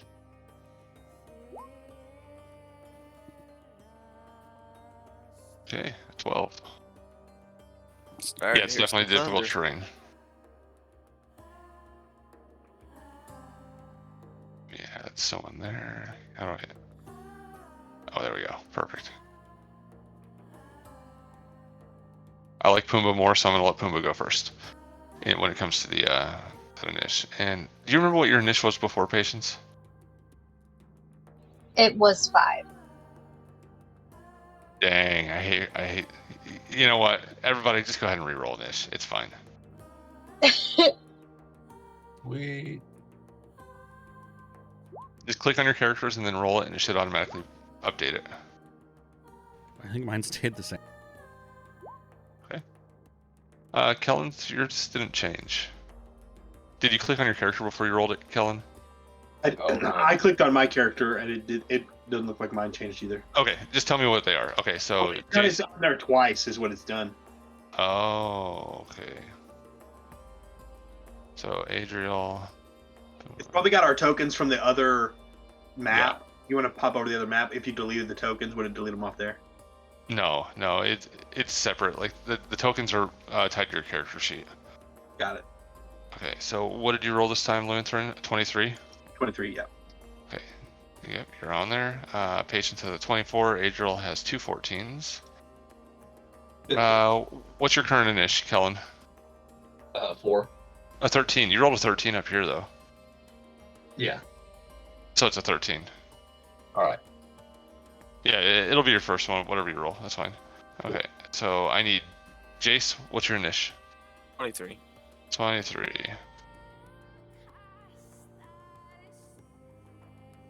All right, and I got Adriel, Patience, Lutheran, Kellen, Jace. Okay, and what's your total bonus to initiative, Jace? 5. What's your total bonus to initiative, Lutheran? 3. 3. Okay, so Jace will go first there. By grandfather grief. It's nice knowing you. Did Pumbaa reroll? Yeah, go ahead and reroll Pumbaa's too.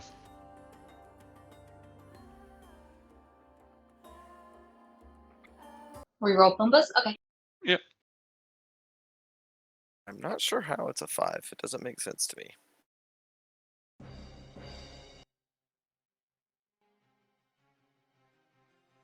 Because you have a trait that gives you a +2.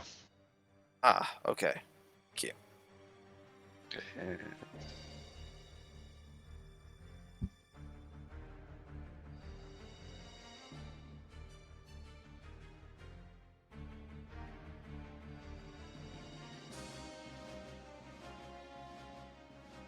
Did you ever roll Pumbas? Sorry, my thing's glitching out for a second. No, it's okay. I can roll. I can roll his. It's no big deal. Yeah, would you mind? No, I don't mind at all. All right, he got a 19. Jeez. Pumbaa's fucking destroying the rolls. Yeah, he whoops ass. He's like seriously MVP for sure. All right. Most valuable pig. Oh yeah, perfect. Definitely the most violent pig. All right, Patience, you go first. I don't. You can probably see this thing. Yep, you see this massive swarm. It's your turn. Okay, roll a knowledge nature, patience. Actually, I think it might be dungeoneering for vermin. Roll a dungeoneering.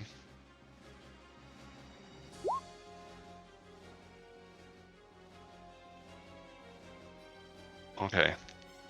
Man, I'm just gonna say, you don't think an arrow is probably gonna hurt this fucking pile of spiders. It is still nature. Oh, it is nature? Okay. What is... Just make that a knowledge nature. Is it the same ranks? No, I have better ranks on, Re- on the knowledge nature. Yeah, reroll. Just reroll it as nature. Thanks for looking that up, Brad.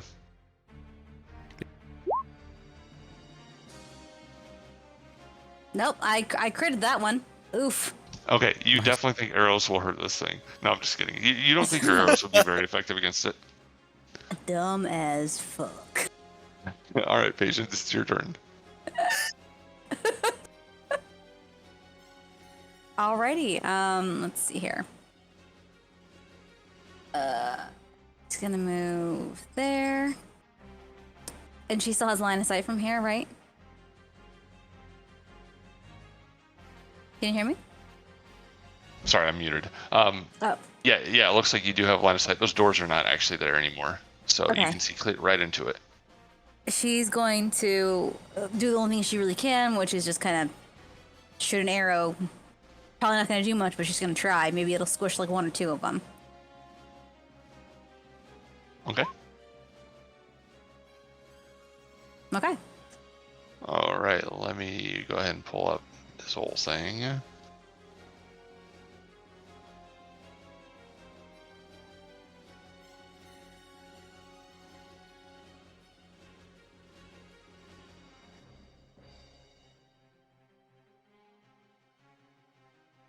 Okay, your arrow shoots and thuds solidly into the floorboards where the spiders are.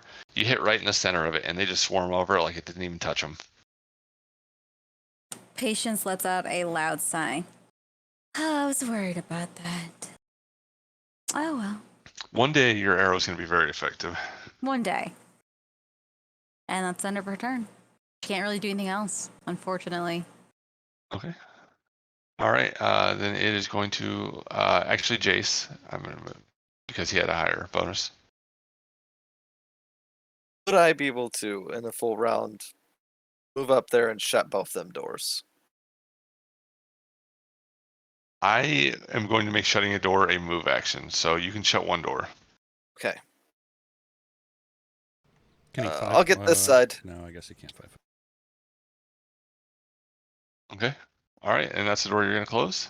All right. And you will still have a standard action. You just 5-footed there, right? Yeah. Okay, so you still have a standard action. Yeah. I mean, you might use it to draw your sword. I'll do that. Okay. Go ahead.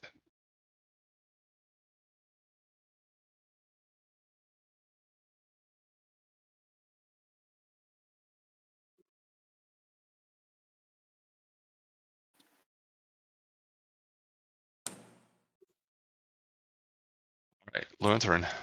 Oh shit. Kitten, come here. So Bad kitten. when both the doors were open, I didn't see anything that looked like, as I scanned the room, that looked like a human-shaped figure slumped on anything in plain sight. Did I? No, you didn't. Yeah. I look over, give Jace a nod, and I just pull this other door closed right in front of me. Okay. And then I say, now what? Buy us some time. All right. The door creaks loudly, but you're able to wedge it shut. The doors are both swollen, so they just stick together as you push them in. That's it for me. All right. Are you gonna draw a weapon or anything? Yeah, I'll probably just pull my machete. Okay. It slides out of your blade with a shing. And yeah, there we go. It is now Pumbaa's turn. Pumbaa goes twice. Just kidding. Pumbaa's got multiple turns. He is a mythic creature. Alrighty. Puma's like, oh hell no, fuck this. It is creepy as shit. Like thousands of fucking spiders rushing towards you. Yeah, I don't want to deal with that shit. I can't see really anything next to Pumbaa. Is line of sight on or off? Let me see. Oh, We've shut the doors, so it's closed on him. yeah, Oh, he can't get through there. Oh, I guess he may not actually have sight right now for some reason. Let me turn that on for you real quick. I'm. Sorry about that. Vision is on, and he actually has night vision. So Awesome. there you Alright, so go. Can you see now? I can Yeah. I can see the rest of it now, but I can't see into the building. Obviously, now that the doors are closed. Okay. Is there any openings into the building? Yeah, you saw several windows up in this general direction, and this path leads around. Like this path. Sorry, you can't see my cursor. This walkway leads around the side of the building. All right. Considering that there's no visible enemy, was probably just gonna run up to where Patience is. Okay. That'll be it. Okay. Adriel. We should definitely get in and out of this place as quick as we can.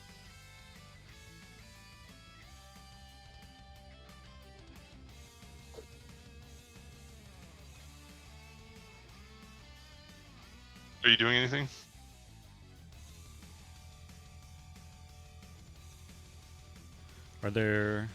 Is this a door here? Oh, you moved there. Okay. Yes, actually. Just give me one sec. Let me see what you can see. Yeah, as you move That's there, as far you as see. I can move. Okay, you actually see the doors falling off the hinges, and there's a room leading in there. There are more spider webs, and yeah. I can't It's really see definitely much more than the an doorway. opening. But I am gonna say that, yeah, that's what you see there. Are there windows there? Let me double check. Nope, it doesn't look like it. Okay, and you see at the end of this path there are barrels. Okay. Okay. Jace, did you move? Yes. Was it your turn? No. The fuck is happening? I'm fucked up. That's what You're happened. fine. Damn. Alright. I think I was actually further back, maybe even. No, you're right by that door. Okay. Because you shut it.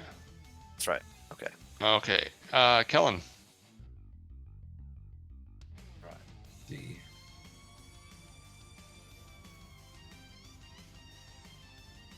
I'll move up to here.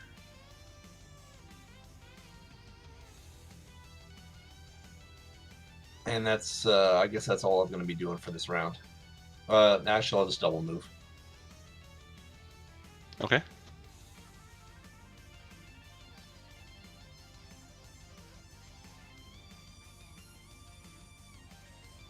Yep, that's my turn. All right.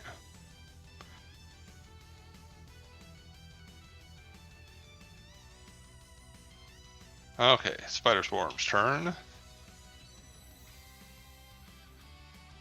Okay, you guys see it start to pour out and slide down into the ditch itself. They just swarm. Actually, it can climb. It has constant spider climb. It begins to climb around the side of the building. I don't know if any of you guys can actually see it there. When it gets there, I think Patience can. Okay, and you guys see it, just them pouring over the side as they crawl out of windows and cracks and basically everything. It's actually not there in the ditch. It's on the side of the building itself, but you can see them coming around. Okay, that is its turn. Yeah, fuck this. Patience. It's coming out of the windows. She is super unuseful right now. She's super useless. Fuck. What can she do right now? Na, na, na, na, na.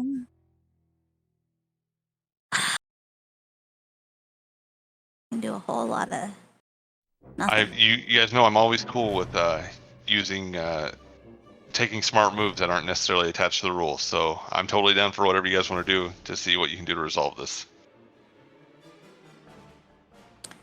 Trying to think. Perfect sound for a spider running at you. The Total Recall soundtrack. Oh yeah. Patience is gonna be frustrated and throw her bow onto her back, and is going to just bum rush the spiders and stomp on them. And Before you do that, maybe I didn't describe this well enough. They're actually on the side of the building, and it's 10 feet down into the stitch. So they're actually on the building itself, on the walls. they're on the building. Yeah, it's like they're kind of crawling around. Yeah, around. You said 10 feet up? Yeah, they're level with you, but it's 10 feet down. So they're coming around the side, which would be level to you guys. Okay, she is 5'11". Trying to think how high she can jump, because then she's just gonna smack the freaking wall, just out of frustration. See if she can squish one or two. Do I have a jump? Land, run, swim, climb for 5. Acrobatics. Acrobatics? All right. She is going to take out her masterwork dagger. Again, she's not 100% sure if it's going to be effective. And she is going to rush to the side here, and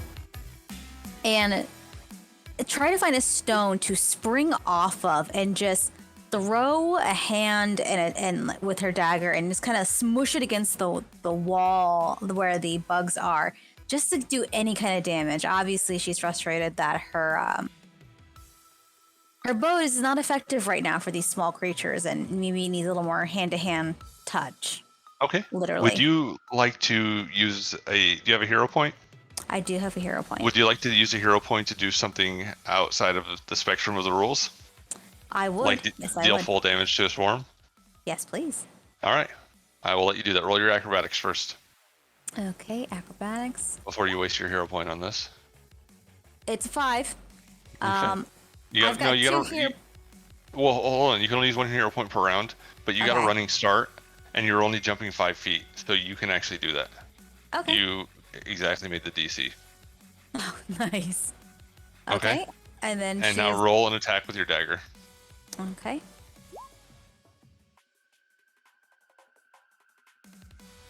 And I Okay. guess it's going to be slashing.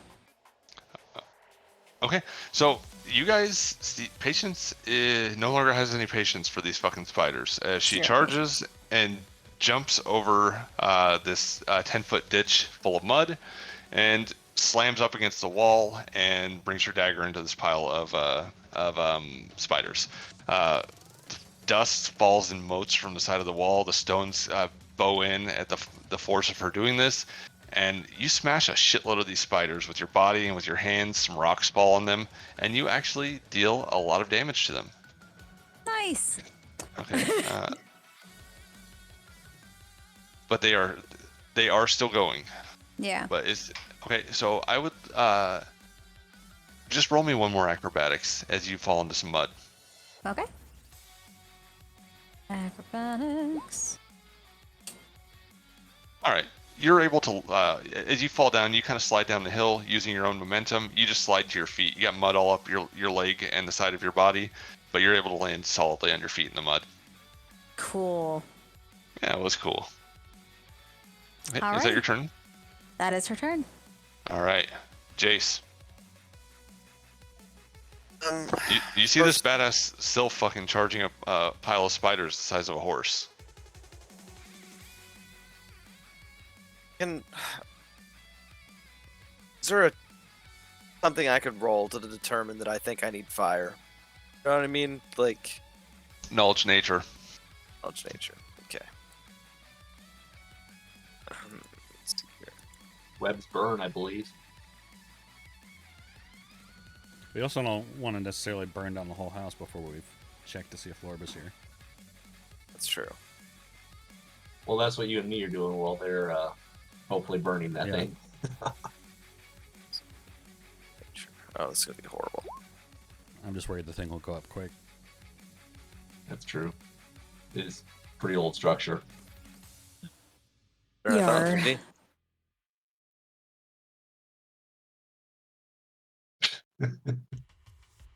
That would be the best thing ever. And I don't know how you've guessed my plan so well, Jared. Wait, what? I've done sillier shit, man. I'm not kidding. Lol. Stop climbing to his Oh, dreams, Jared. Well, yeah. So with your knowledge nature 16, you definitely think that just stabbing at these things, punching, kicking is not going to be very effective. Definitely energy damage, like from fire or spells, would possibly be very effective. Maybe even more effective than a lot of other things. Gotta move over here. And Okay. pick up. I assume that's a board that's underneath me. I moved it. I thought you said a boar. Yeah, it is a board. There, by the doors that you're at, there are 2 sconces with torches that are not lit. Oh fuck! I didn't. Okay. Yeah, I grab one of those. Okay. Fuck. Then I fucking take my blade and spark it against the rock on the side of the building, right over the torch. I think that you might need flint and tinder to do that. I mean, again, I'll let you use a hero point to light a torch with your sword, but I think in reality that'd be pretty difficult to do. Let me see. If there's carbon steel in it, and you hit it with a hard enough rock, you can definitely produce a spark. It's not a very good spark. Right. Let me see what kind of an action it is to light a torch, if you don't mind. Just because I know how hard it is to light a fire with sparks, so let me just. But it's not easy. I would expect it Yeah. to be a ridiculous DC. Pathfinder. Yeah, let me just check it real quick, if you don't mind. Let me see exactly what we're claiming here. It's not going to tell me. It's like, why are you even asking? Adventure gear.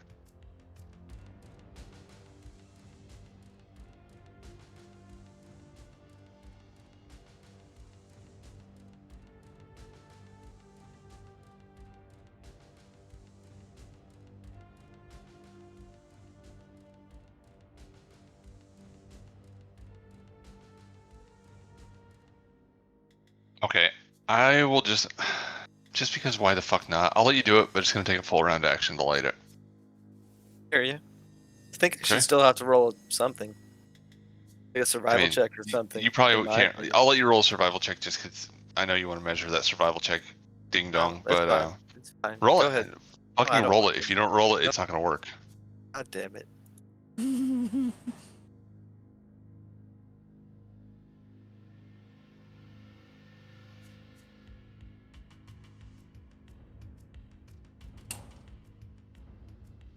My kitten has zoomies, and it is the bane of my existence right now.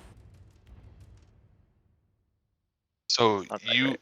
wait. You have your shield equipped, right? Yeah. And you have your sword in your other hand. I would have had to have put something away. Probably. I need a hand Okay. free. I did have my sword in my hand. All right. Oh. So what are you putting away? Put the sword away. Okay. So you move forward, use a move action to sheath your sword, and a move action to pull the torch out of the sconce. That's your turn. Okay. We'll keep your Okay. survival check because it was good for next turn. Cool. All right. Lothrin. I'm gonna seeing kind of Patience go around the side of the building, hearing the plop of her hitting mud down below, not knowing what the spiders are gonna do. I'm just gonna move up to the edge of this ledge here, and I'm gonna ready an action to cast Shocking Grasp as a touch attack if the swarm gets close enough for me to just electrify a bunch of these little gnarlies. Hell yeah, man. Okay. That's it. All right. Okay, and then it is going to be Pumbaa's turn. Alrighty. Pumbaa is not going to be able to go up and hit like the side of the building with his body, but he is going to try to actually hit the edge of the building. Full on just bum rush it to shake it to see if he can get the spiders to fall and land in the mud. Okay. He's gonna try to hit the wall to make the spiders fall. Yep. Okay. I'm going to allow this. Ooh. Roll a bull rush check. Just a CMB. You want me to roll it? Are you still having trouble? Let's see here. CMB. Yep, CMB. I think I have it. There we go. Boop. 20. Oh, nice. I'm still gonna say, just with the distance and trying to do it, it's not as effective. A handful of the spiders fall, some rocks fall, but it doesn't knock the spiders into the mud. Sad face. Very I'm, well. I'm sorry. I'm sorry, Pumbaa. I am proud of you, Pumbaa, but We you're my can't let favorite of the Pumbaa entire be- party. We can't let Pumbaa be too OP. Understood. He's gonna outshine the jaguar. Okay. And that would be that's gonna be it for okay. him. Yeah, Okay. it's a full move. Okay, Adriel. She's gonna continue up. Roll perception check. Right in the last square. Move back to the last square. Okay. Roll a perception check.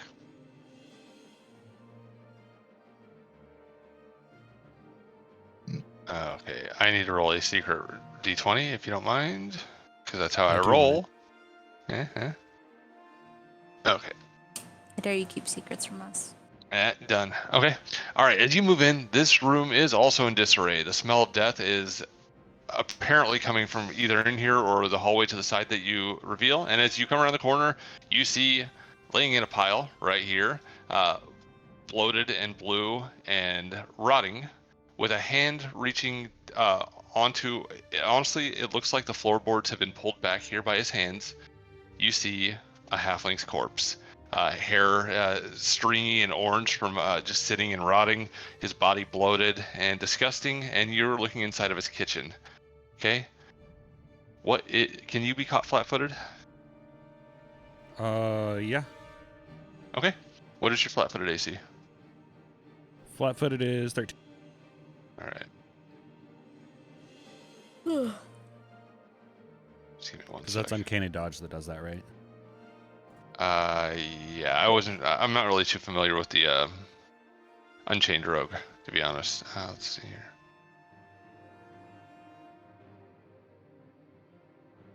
Yeah, I don't have that yet. That would be next level. Okay. Something drops from the ceiling. It doesn't make a sound from where it comes from, and it doesn't make a sound as it hits the ground, but you do feel its body thud into you. Long,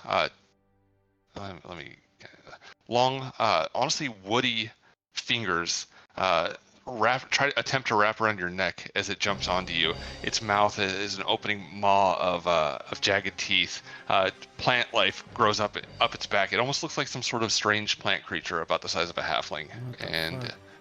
yeah, let me move it to your lair real quick. Him.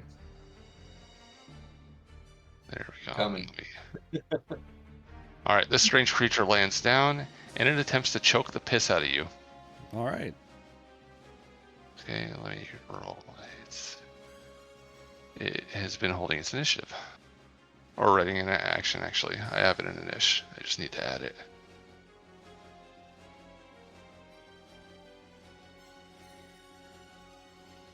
Just give me a sec, let me add it into the initiative.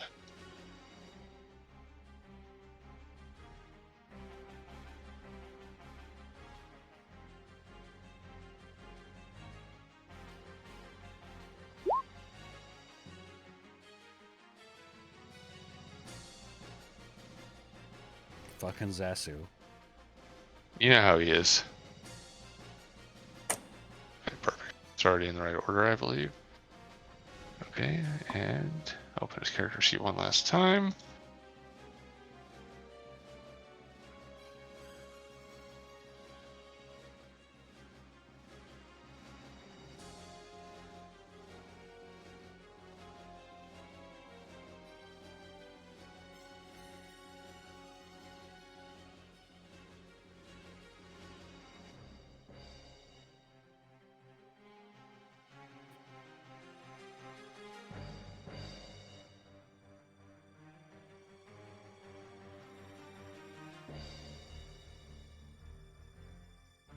Okay, it moves with lightning speed. In fact, the first few movements are climbing even though you don't see it, and it just drops right on top of you, and it takes 2 attacks. Damn. Damn.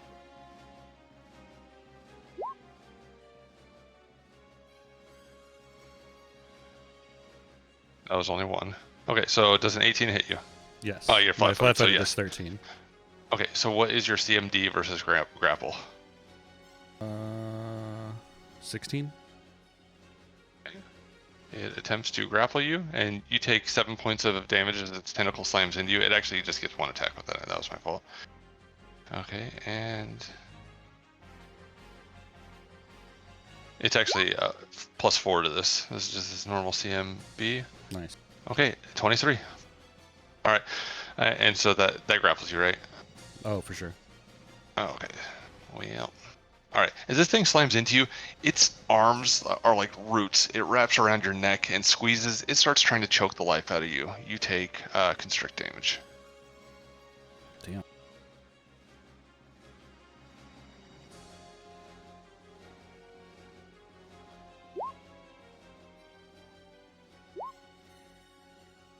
For 2 points. No, you actually take 7 points. Oh, Jesus. Yep. From that constrict. So as it wraps around your neck, man, you feel your like throat closing tightly as it does this. It licks its lips. Its tongue looks woody as well as it smiles and starts to bring its mouth in close to you. Okay. You don't even have a chance to scream out from the sound of this, and I want everybody else out here to roll a perception check as this is happening. Everybody close to the spider, so from Jace over to the right, gets a -10 to this for being in combat.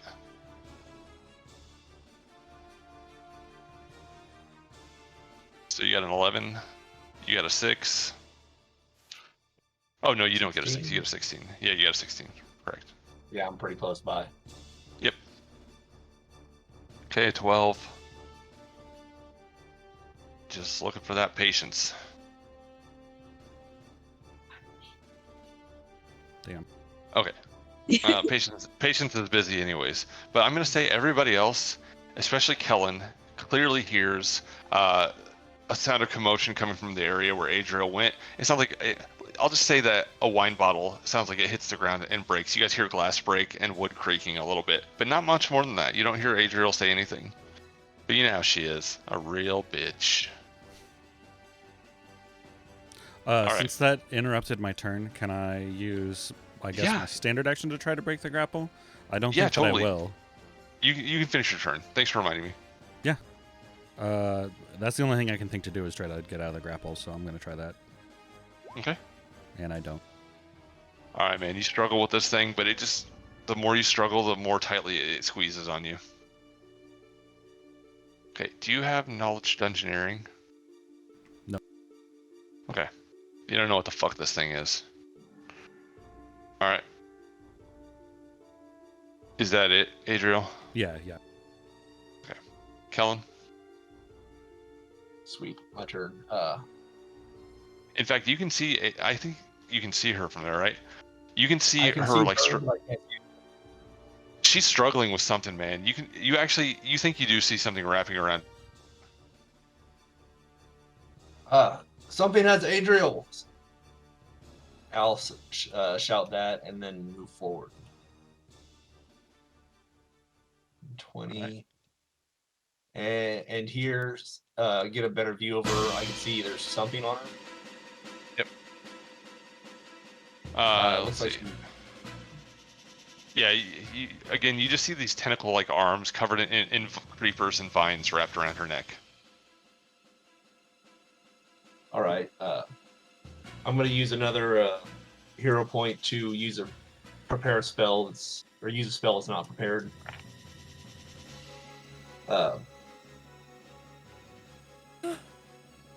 Roots, be gone. It's not growing season yet, and I'll cast Liberating Awesome. Command.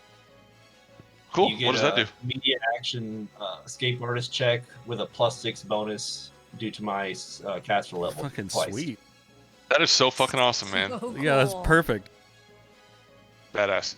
Okay, do it up. All Go right, ahead, Brad. So you'll have to add the +6 after I roll it. That's totally fine, man. 19. 19.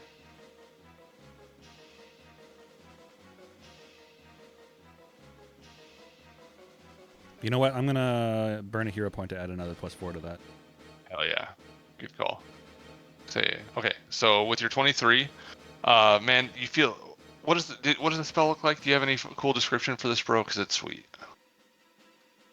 I would say just the it looks like roots sort of like wrapping around them, tentacles. Mhm. They just basically ungrow. Like they get smaller, and like if there's any leaves on them, they'll recess and shoot back into them like little shoots, and just kind of ungrow. Yeah, and this thing hisses very quietly, but it hisses at you as this happens, and just the force of this and you moving, its hands peel back from you as you do a quick badass Adriel flourish and slip out of it with the aid of the spell. Awesome. Okay, So cool. that was really cool. Is that your turn, Kellen? Adriel's Okay. probably like coughing and choking horribly at this point. You spit out a twig. Yeah.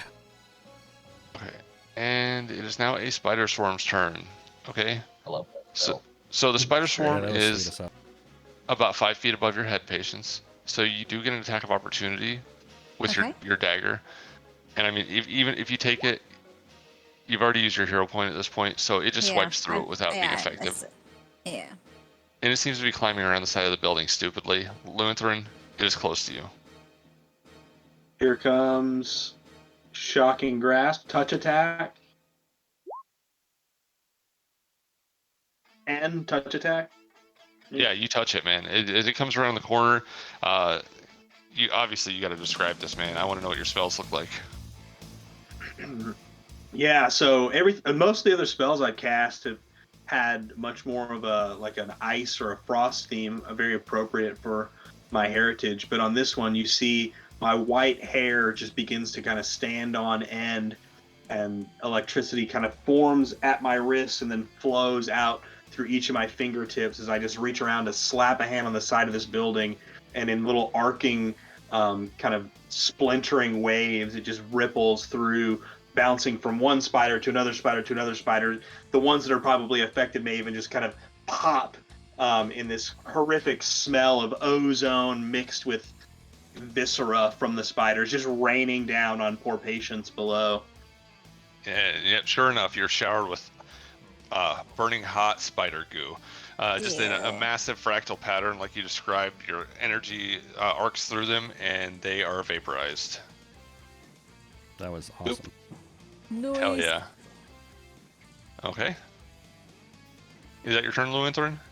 Wait, no, that was ready to action. That was my reaction, yep. Okay, so it is actually now Patient's turn.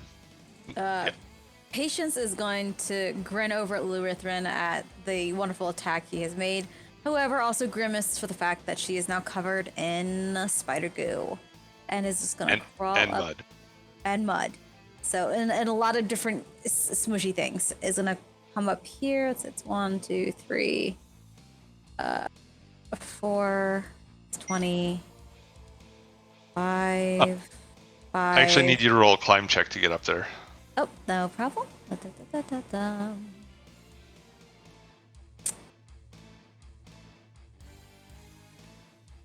My climb is 5? I have to roll. Oh, no, there we go. Sorry. You're fine. There we go. All right. So that's 10 feet. So you're right here, 5. Okay. When you get to where Lutheran is, that's 20 feet of your movement, just so you know, from climbing. All right, then I can still make it here then. It's for 30. Yeah, totally. 100%. I just want to make sure you're clear. Okay. She clambers up past you, Lutheran, covered in bits of spider goo, covered in mud up to her ass. And yeah, you make it up there, Patience. You still have a standard or remove action. Okay, can... Let's see. There's no obvious enemies right now, correct? Kellen No, did but, shout out earlier. Yeah, you heard Kellen shout. Okay. I guess the only thing that she will do then is...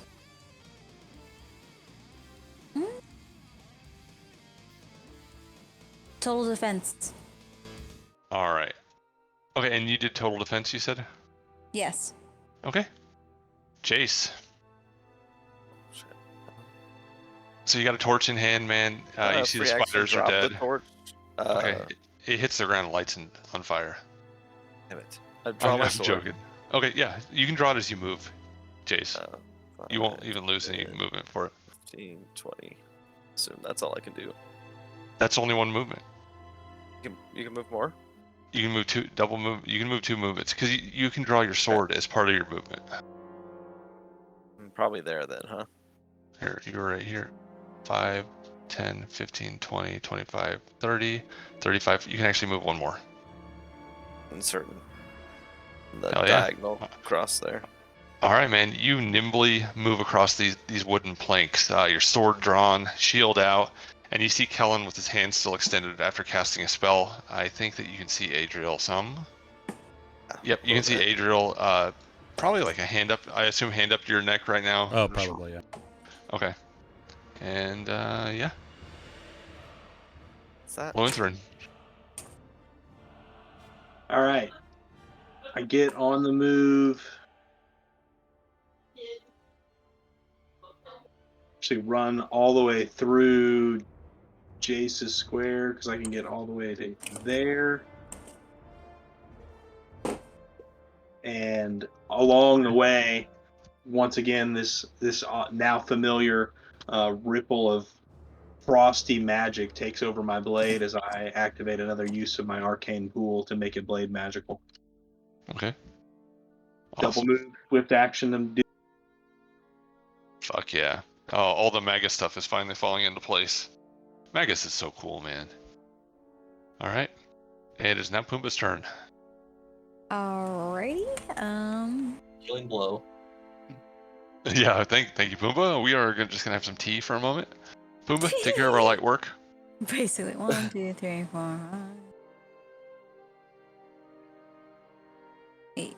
Okay, Puma's just gonna move up and also total defense for now. Okay.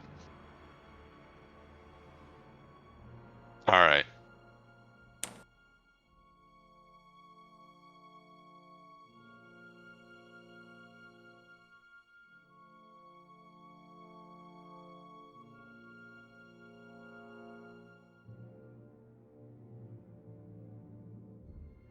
Yeah, just give me one sec. Let me. Okay, so he is going to. Well, I mean, honestly, this thing is definitely non-binary. It is not a he or she. He quickly steps over here, far away, and stretches its hands out once again, and it attempts to choke the shit out of you. This time from far away. Nice. Yankee. What an asshole. Right?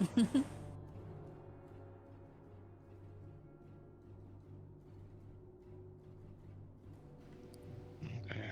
Is this my regular AC now, or touch? Or... Yeah, yeah. It's a tentacle attack. Okay. Okay, but it is actually able to full round. Shit.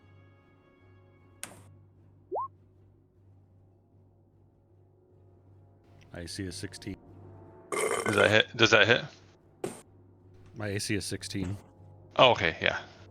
Is Bless? I'm sorry, I can't remember if you have any buffs or anything. Yeah, Bless was earlier. Okay. And there is no more candy, sis. That's it.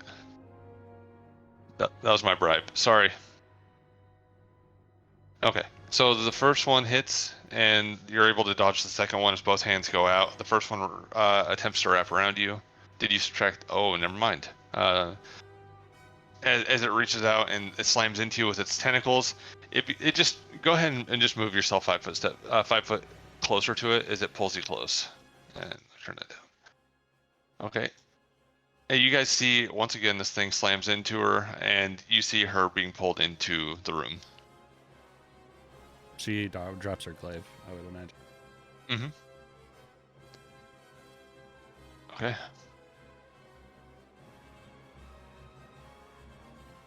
Oh, go ahead and roll to stabilize. Nope. All right, subtract it. Kellen. Oh no. All right, I will. You guys definitely kind of hear like a choking noise as she's pulled and dragged across the floor. As you turn the corner, yep. As you turn the corner, just so you know, you see this thing. And let me just go ahead. Can I do this? No, that's not how I do it. Maybe it's a Z. Damn it. I don't know. There we go. Did you guys see it? Fuck. There we go. You see it? Nope. Yep. Is that not showing to everybody? Which? I'm trying to show you guys something. Ah, fuck it. Okay. Nonetheless, it's got its woody arms wrapped around her neck, and it is pulling her close and trying to choke the shit out of her, even after she's dropped. It looks up at you and just hisses and doesn't give a shit that you're there. It looks like it's readying a coup de grace. All right. Kellen, what do you do? I'm going to shout or drop her and do a channeling because it looks like she needs a bit of health. Okay. 6. Sweet. Excluding him. You don't want to heal him too? All right, fine. No. Okay, Adriel, you come back to get choked again. No, I'm just kidding. You're technically... I'm going to now make it roll its grapple check because I never had it roll it before. You were just unconscious. So I'm going to give you a chance to struggle free as you awaken. It's kind of a weird situation. CMD is 16. Okay.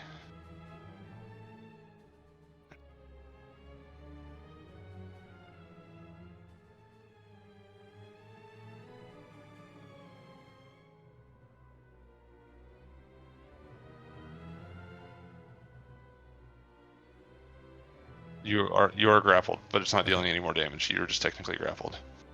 Okay. All right. Kellen, is that your turn? That's my turn. All right. Patience. Okay. Patience is going to, let's see, run up. 1, 2, 3, 4, 6. Let's see.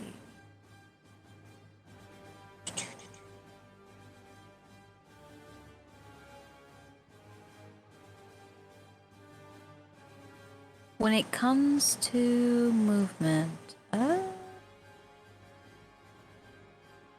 sorry, it's just trying to still learning. No, dude, it's cool. Totally take your time. I want everybody to feel free to explore other options.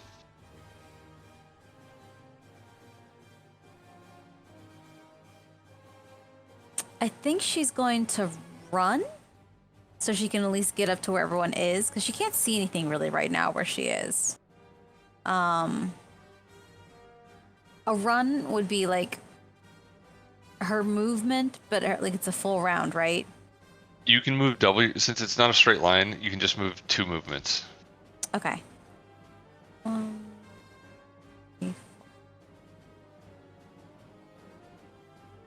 And moving through an ally is twice movement, right?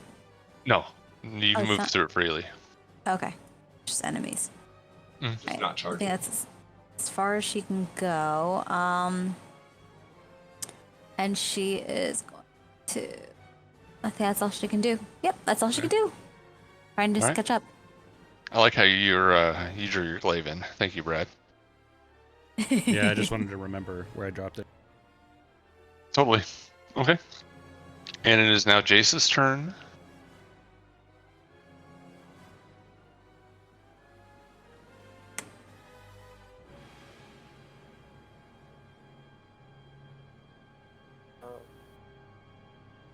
I don't know if I can see in there once I come to where. Yeah, I guess I can. Okay. So hold on. You can go there.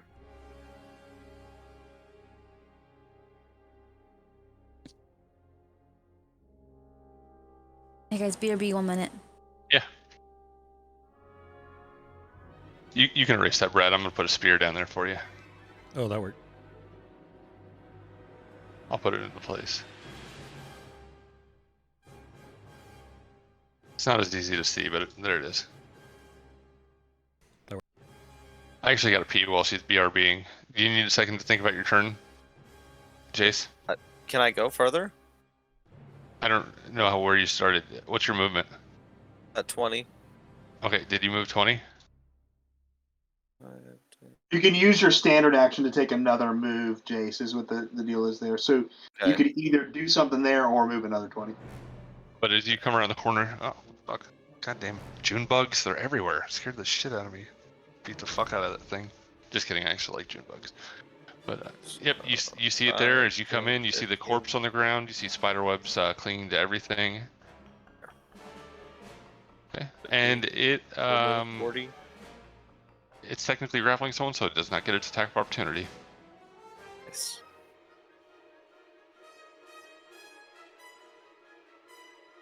Okay, and that's your move, right? Or your turn? All I could do. Okay. All right, Lutheran, wrap it up for us. Lutheran kind of politely dances past Patience. There's 10 feet. I'm going to move all the way in, right up next to this thing. And as I take that last step next to it, my blade's already kind of shimmering with a bit of frost on the blade. But you see, I take my left hand and I encase the entire blade in actual ice. I'm going to cast Chill Touch, but now that I'm a second level Magus, I can actually make the touch attack using the sword as the attack. So I'm basically charged for 3 hits with this thing, and I get to take the first swing as part of this. So Okay. here it goes. 16 to hit. It's a touch attack, right? Or is it not? It's when I do it through the sword, it's not a touch attack. Okay, well you definitely hit because it's grappling. You hit. Sweet. So that means I do the 3 slashing damage from the blade. That's a magic attack because I have the magic activated on it. It takes 5 negative energy from the Chill Touch, and it takes 1 strength damage as well. Oh, sweet, man. Awesome. Okay, as you slash into it, black sap pours out from its body as you cut into it. And, yeah, it looks like its roots shake a little bit. Its leaves grow in a little bit as it becomes weaker. And I just pull back both hands, ready to take another swing and try and chop the hands off this thing so it lets go of Adriel. Sweet. Let me go ahead and subtract some health from him, or some strength drain. This is why I love Roll20 so much. I can just calculate this. Let's go ahead and... Where is your strength?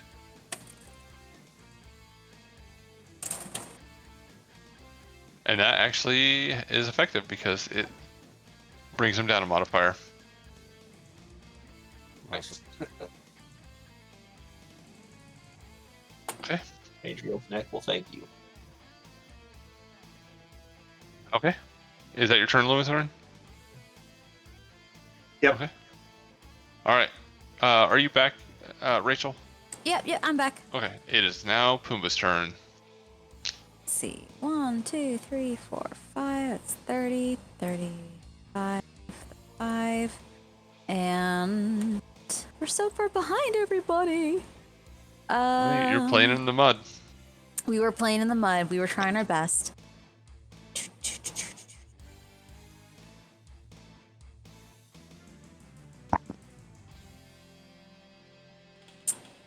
Yep, that's gonna be it for him. He's gonna end his turn right there because he hasn't enough movement to get around her really, and then attack. He would just be putting himself in the way, honestly, if he went any further. Okay. All right. So he is going to he drops the grapple immediately as he's cut like this, and he is going to try to attempt to avoid attacks of opportunity as he moves out of the way. This isn't his chosen fighting style, being attacked by a bunch of fucking really strong people with weapons. So let's go ahead and roll his acrobatics. This is not as good as I would hope. Okay, you guys all get attacks of opportunity, all 3 of you. You can punch, Adriel. I don't know if you have another do option. not have improved unarmed strike, so I am not. I still think you're... Okay, yeah. Okay, that makes sense. Alright, shit. Okay, yep, that hits. And, Jace? Damn. Oh, you did. Yeah, you guys both hit. Okay, so, I'll let you guys work together to describe both of you chopping into it as it rolls away and attempts to in fact, as it leaps to the side and attempts to jump up onto the wall, and he actually takes a few quick steps like it's nothing, just spider climbing up the wall. Where are you guys chopping at? The Jason, if leg? you're good with this, Ely, maybe I like the idea that maybe I hit a leg that drops the thing and kind of tease it right up for you to finish it off. Take it. All right, man. You chop its leg off, it drops to the ground, its tongue extends, it hisses and screams at you in rage. And, man, Jace, you just, boom, you cut its goddamn head off. It rolls across the floor. It is dead as shit. Well, Okay. that's how the world is. Okay, so, yeah, you guys stand in the, what was once probably a very comfortable kitchen. All the boards pulled from the ship, built into a table. There's a stove fashioned there. And laying in front of it, you see a dead halfling. His feet sticking out of clothes made out of sailcloth and canvas. His hand stretched forward, gripping onto the floorboards itself. In his other hand, there is something that glints in the light. He is dead. The floorboards underneath him are stained from his goo and blood that's been there for a while. Kellen, roll a heal check as you come up close to him.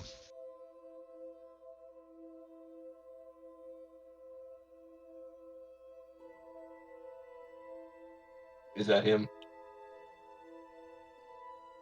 Oh yeah, that's him.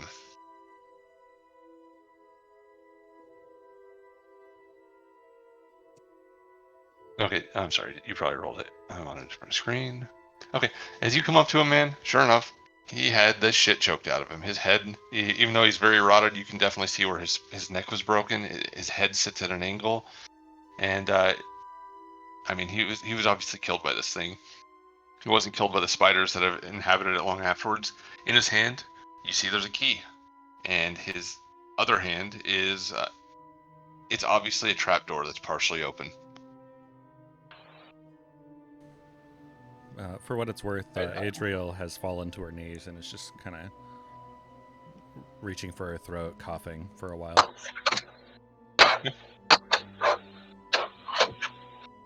While I'm looking at the body, I hear Adriel coughing, and I'll send out another pulse of channeling to do some healing, some 10 more hit points. Nice. I'll kind of respectfully pull the body like back away from the door and over to the side, kind of laying it on its back, like folding its arms over. Kind of in a nice pose, I guess. All right, man. He's Thank pretty. you. He's pretty Arrange putrefied, the just so you bones, know. at least. What's that? The body's pretty putrefied. I see. Well, I'll hold my nose, but I'll still do it. Okay. Yeah, man. I mean, you've never seen Lord before, but this is definitely a halfling around the same age as Millie.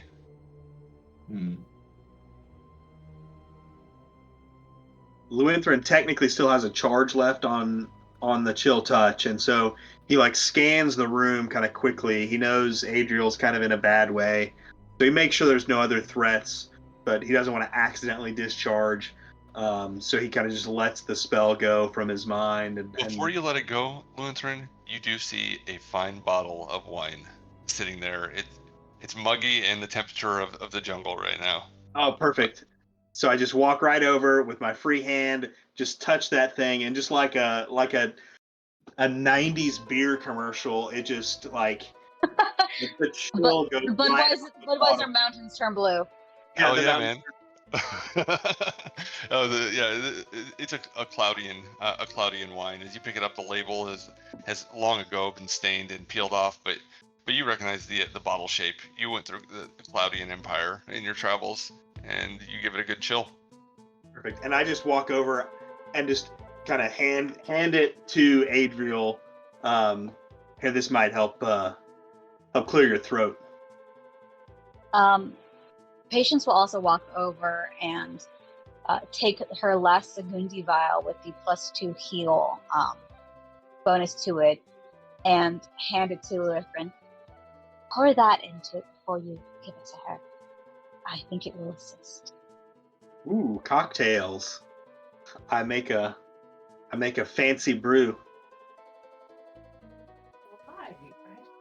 swirl it around, and then offer it to Adriel. Adriel sort of seems like she hesitates a bit and takes what would look like a pretty small swallow, and she nods. It makes your throat feel a little better because it's fucking booze and this is D&D, so. Yeah. And it's chilled. Hell yeah. Yeah, exactly. Yeah, in fact, you're going to get, you get 1 hit point back just from how delicious and chilled this is. Nice. And if you roll a heal check for yourself while you drink it, you get a +2 from the Sagardis vial. Oh, yeah. Yeah, totally. I forgot about that. Yeah. Yeah. So while you're quickly taking a drink, Llewellyn just bops over and picks up your glaive and offers you the haft of it when you're ready to stand up. Cool. She takes it graciously and nods. Thanks. Patience is going to be kind of rooting around the room and seeing if there's anything of significance, either monetary or personal, that they can take back with them to kind of show, like, hey, here's the last little bit of your former ex-husband or whatever he was, kind of thing. Yeah, totally. So I am going to roll some generic loot for this place because you know what? I wanted to kind of make it a little random anyways. And you guys, if you spend time, you'll be able to find stuff from this. I wasn't sure if you were actually going to search the house for things. And we're going to make it quick. So let me just generate some stuff as you look through it. And I'll give a quick description of the place. Just to, again, because we have 54 minutes. Like me and Llewellyn could be detecting magic. Okay. Yeah, let me just go ahead. That, Pathfinder. trap door that Lord was next to. Okay. Alright.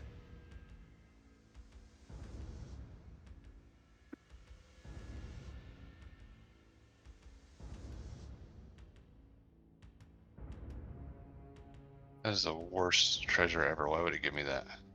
It's just like all fucking gems. Let's see, there we go. Let's try that. Patience makes a really pretty collar for Pumbaa. Gem encrusted. This generator loves to give gemstones, but you know what? The boat they were on was a gem boat. They were gem traders. Okay. Alright, so I'm just going to the party fund, and I will add it at the very bottom. And you guys can organize it later if you want to, or however you want to do it.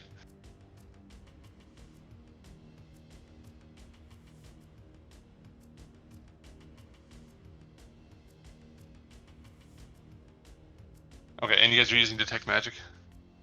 Yep. Okay. At least I am.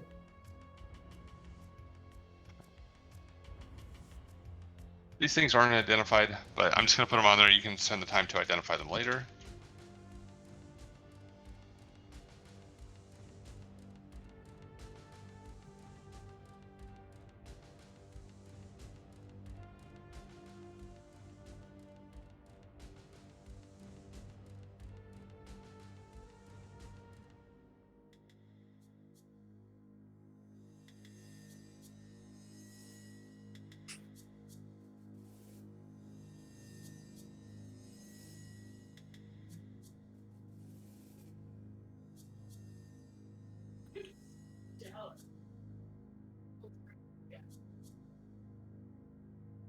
Good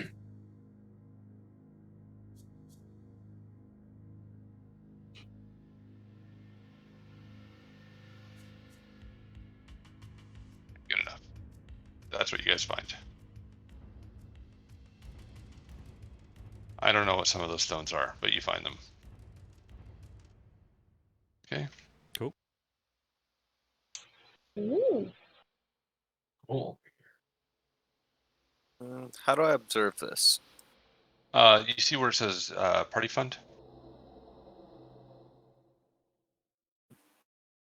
The second tab, journal.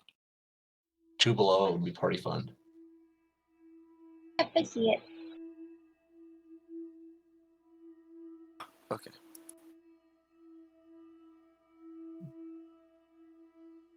Anyone use a longbow?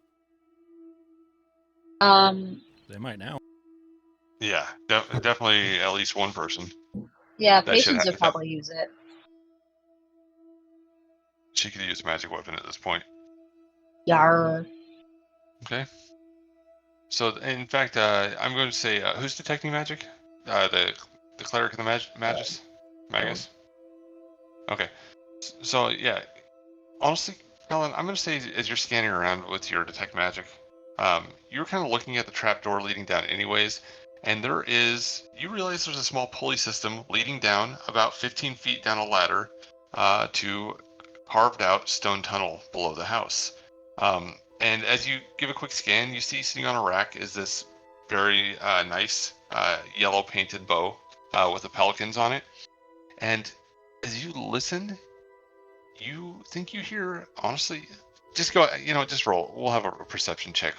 You can roll it now. Anybody else that goes down there can roll it as well. But you see this bow down there.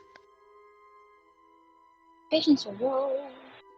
And in some of the paperwork in the main room, the paper spread out, that's where your detect magic went through and finds those scrolls in one of the books. Or that scroll, rather.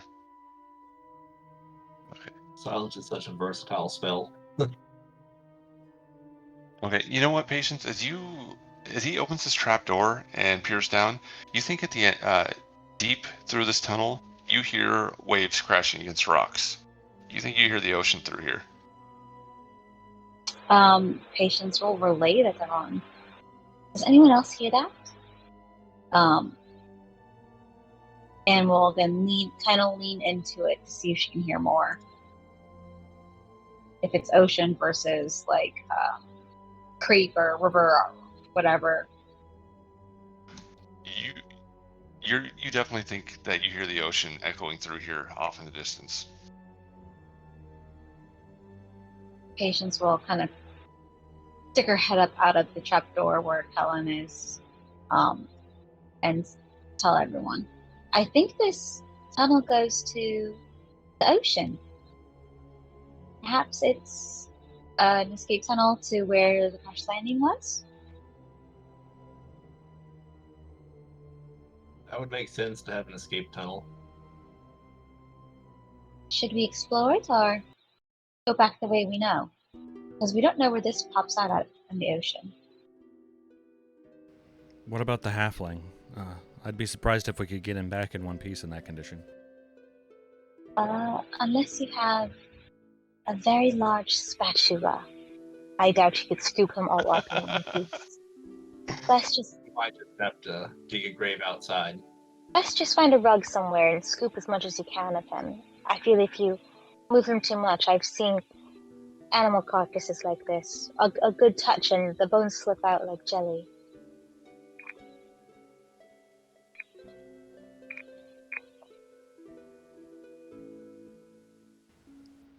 Yeah, I'm gonna see. I'm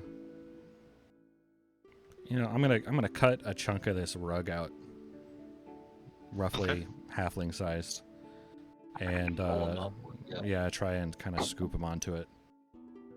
All right. Like a mob getting rid of a body. I've described a lot of maggots and a lot of corpses exploding today, so let's just go ahead and gloss over this. You guys are able to get his body to pretty much anywhere you want to get conveniently. Are you taking him to bury him? That's my plan. Yeah. His body is bloated and full of maggots. The smell of decay fills your nostrils. I'm just kidding. You scoop him up on a fucking rug and drag his ass outside. He's not doing too well. I mean, obviously, you don't think he's gonna make it. And, you guys spend a good hour digging a hole for this guy.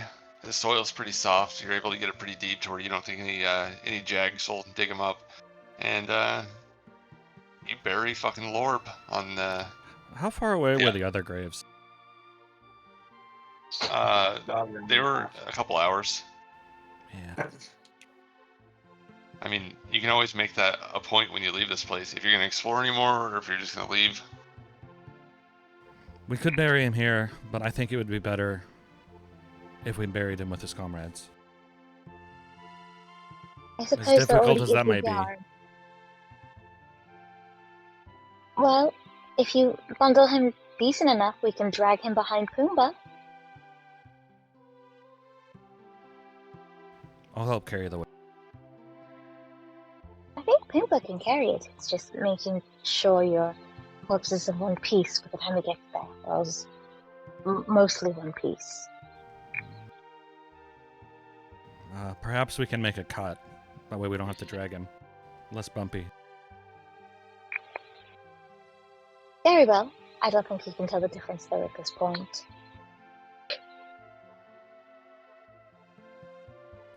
And I guess I'm gonna look around for some poles or something so that we can kind of make sort of like a stretcher type of thing. If you decide to make a stretcher, you totally can. We don't have to go through it.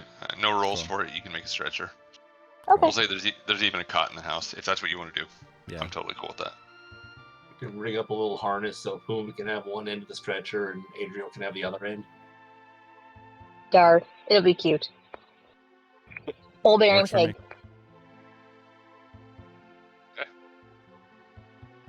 So what are you guys doing? I guess we're gonna walk back to the graveyard where everyone else was and bury him. Were we gonna explore I'm sure there's a probably little a bit more shovel first? somewhere around here. What was that? Were we gonna explore a little bit more first? The house? Yeah, we can. See where that trapdoor goes and all that. Yeah, I think so. Okay. All right, so you guys are at least able to get his body wrapped up and tied to the stretcher with as much dignity as you possibly can.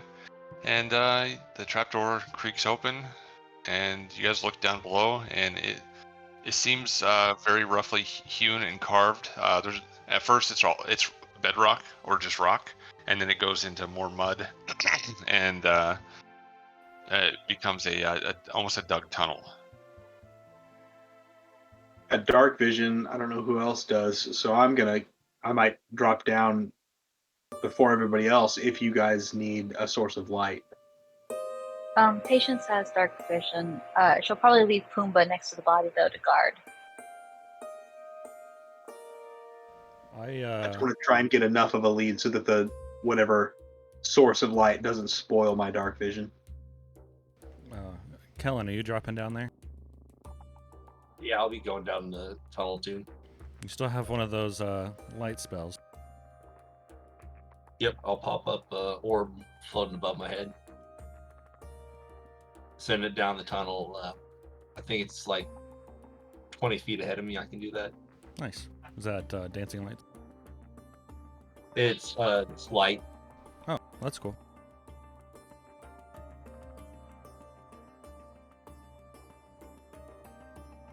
Oh wait, that's the one where I make something glow. Yeah. Yeah, I'm about to say light is a touch cantrip for you to touch it. Yeah, I think dancing lights you can control like that though.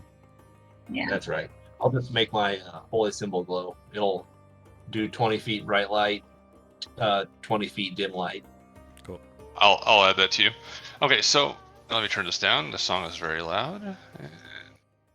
Perfect for digging through this fucking cave. All right, you guys climb down the rope ladder that's led below here and begin to head into the tunnel, correct? Yeah. Yep. Okay, it becomes apparent within like 3 or 4 minutes of walking, all of you guys begin to hear the ocean off in the distance, and I'm not going to make you, again, I'm going to gloss over some stuff that I would normally explain in too much detail, but you start to smell a couple things as you come down here. You don't really hear anything, but you smell, the first thing you catch wind of is, it smells like a skunk. You smell a skunky smell as you're coming down here. Somebody's Obviously, smoking weed. Someone's smoking some fucking weed down here. It's some dank shit, as the kids say. No, but you do smell. It's kind of funny. You do smell campfire down below. Something has lit wood on fire down below. It's a little bit smoky and a bit acrid to the eyes as you begin to go deeper in. From where you're at right now, you don't see any light. But I mean, with your dark vision, your light spells, you guys are able to navigate. So I'm going to put you on the map real quick. Just give me a sec. I need to add light to Kellen. Who's in first place here? I'm assuming the people with dark vision will probably be in front. I Yeah, might I as think- well go since I have the light. Yeah, I think Lewinthrin said he was going down first. Okay. with his dark vision. Are you gonna carry Pumbaa or leave him behind? I guess we're coming back that way anyway because we have to come back for the corpse. So she will probably have Pumbaa stay in the house and stand guard. All right. Okay, and then we got Kellen. So we'll go ahead and give him his light.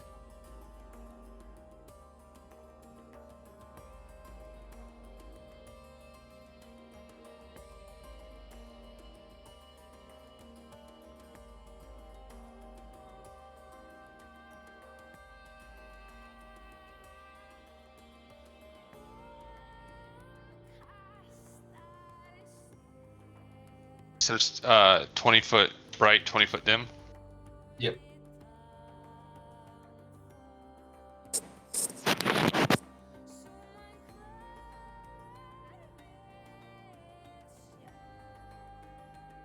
Okay, and you guys begin to head into this tunnel, and before too long, it becomes more of a natural cavern complex. The stone that was hewn, the mud that was dug out, you eventually lead into an actual natural cavern. The further in, the stronger the skunky smell gets, and you can still smell the campfire, but it is definitely, it's definitely got a smell to it, especially those of you with very sensitive senses, the elf and the sylph mainly. It's probably a little bit uncomfortable to the nose. Okay, I will let you guys roll a knowledge local as you start to get deeper into the smell of it. I have no ranks in that. Ooh. Max a 10 on mine. That is a 2. That is a not a good. That was a crit fail. Okay. And you don't have ranks. Okay, gotcha. Mm-mm. Okay, so you don't have ranks either, Lunthorn, do you? I do. Oh, you do have ranks. Okay. I just got one. I took one actually, a recent level up. Okay. Do you have rank knowledge local, Jace? I Did don't have think so. knowledge in nature? Okay. Yeah, but his local was like 500 years ago.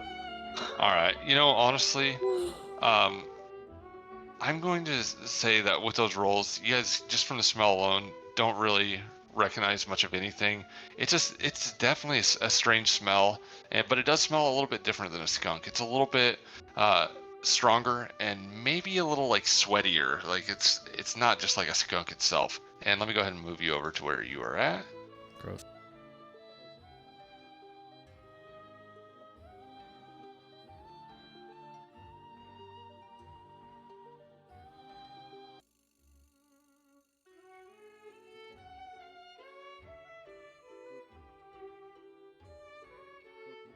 You guys see it?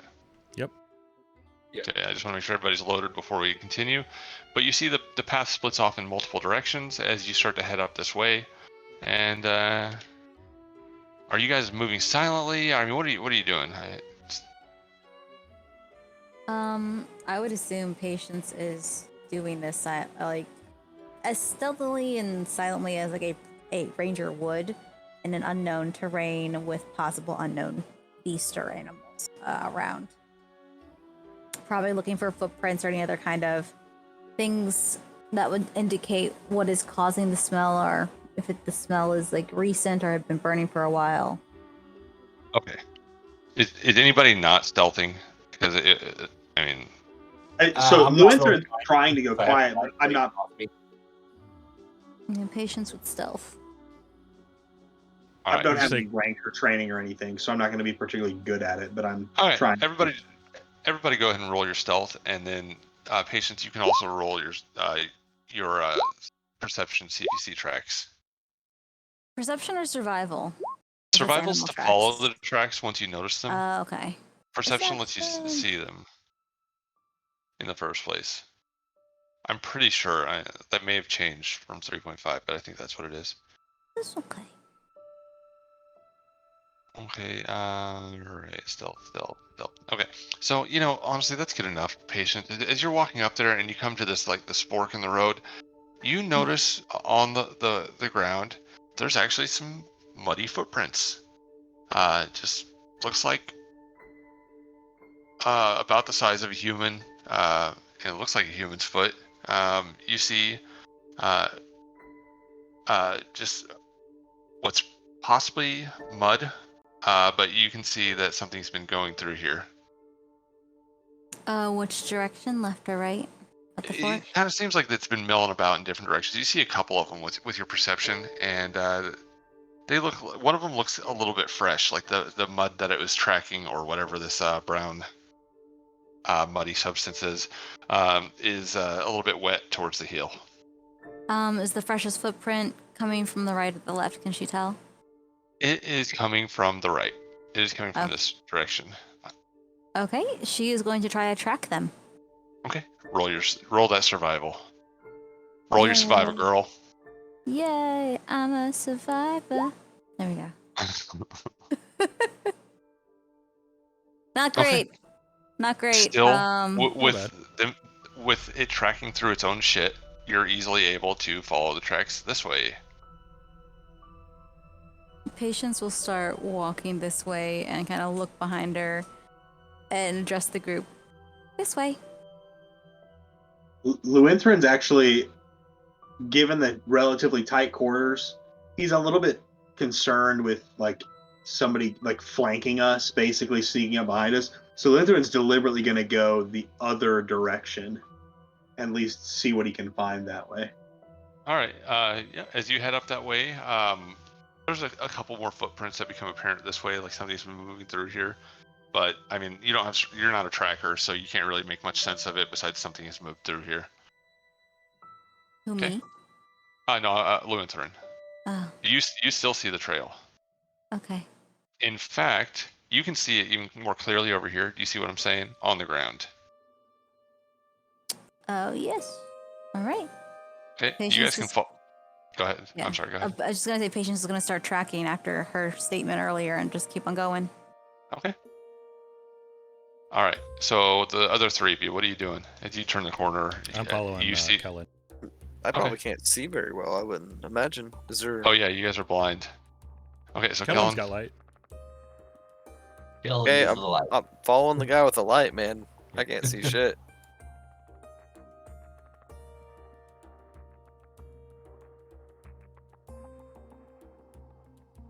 Getting dark back here, guys. Kitten, what are you doing? So it looks like it's kind of looped around up there, Luinthrin. You don't see any clear way out. Besides, I mean, you can see what you see. I'll just link back up with the party, assuming Okay. fall in some giant pit trap along the way. Kitten? Mm-hmm. All right. So you see Luinthrin come around the corner, and he meets back up with you. What are you doing? She's rolling wild empathy in real life. Welcome back. Basically, sorry. Mickey Hat's behind the monitor and is being a weirdo.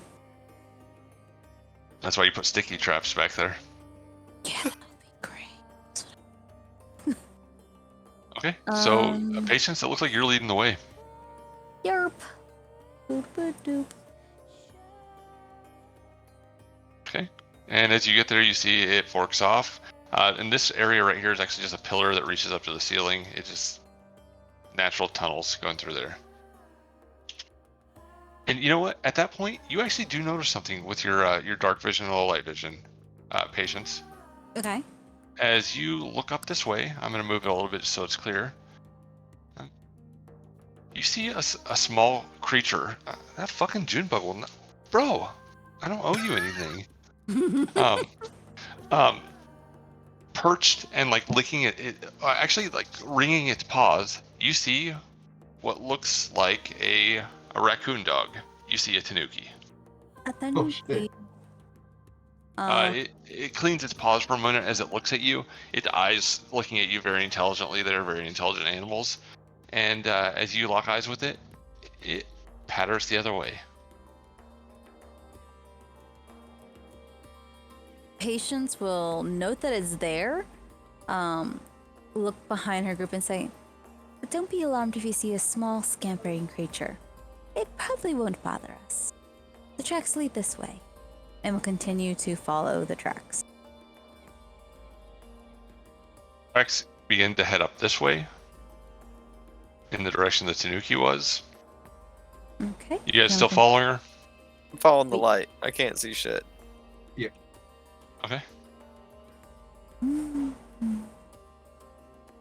It's honestly what makes this game so awesome to me. We've hit a good rhythm now. I like that I have dark vision and I'm in the back. That way, again, make it harder for something to Yeah. sneak up behind us. So I'm kind of deliberately trailing behind just a little bit.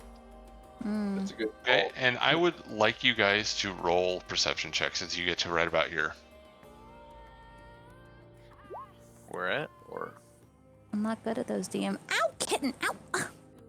You're gonna have to throw some ranks in there. Kitten! Stop! Please, I beg of you. That is my skin. You cannot climb it with your little nails. I mean, you can, but it hurts like a bitch. So stop. Okay? Please? Okay, goodbye.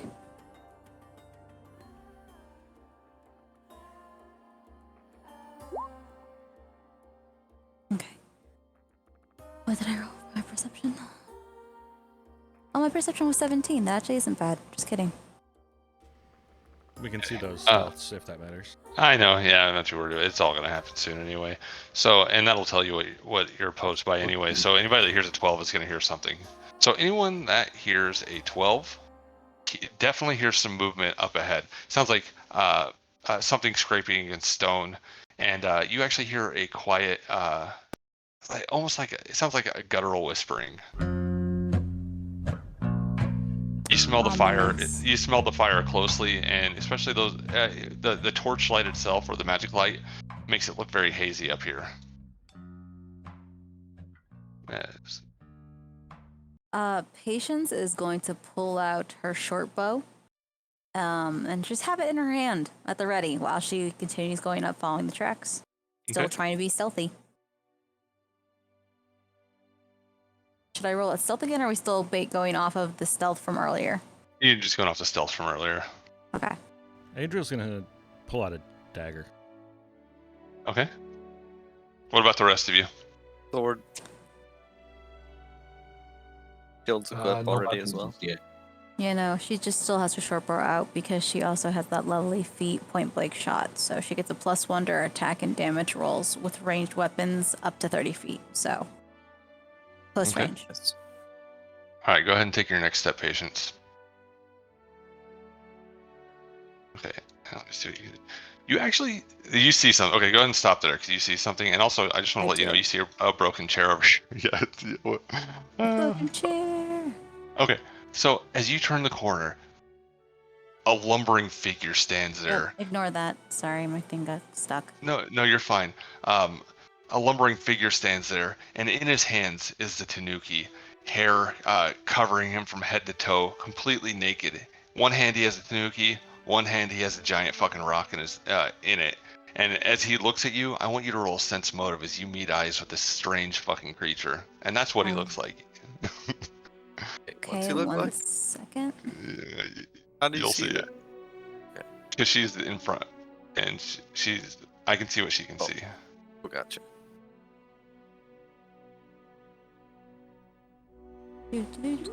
Sense motive. There it is.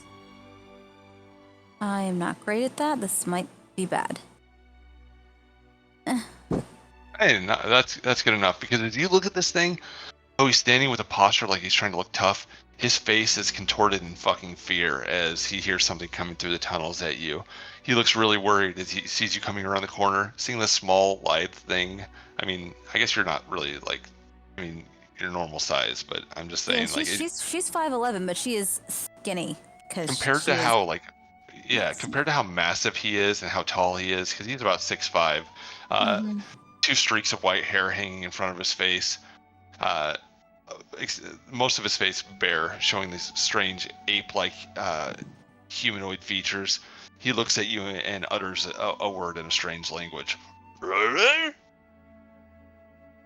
Patience is gonna hold a hand up to stop her crew from rounding the corner, and just do a kind of a finger twitch and say, no, stop. And in her backpack, she's gonna just kind of, with her other hand after she's done making that motion, she still has her bow, will reach behind her and pull a grapefruit from her bag that she had pulled earlier on their walk here. Okay, and let me just pause you for a moment, because another one does step out, especially as you're pulling this damn grapefruit out. I want to know what the rest of the party is doing before you take this action. Okay. I just want to give them a I'll chance to move up. ruin this for you, Rachel, if possible.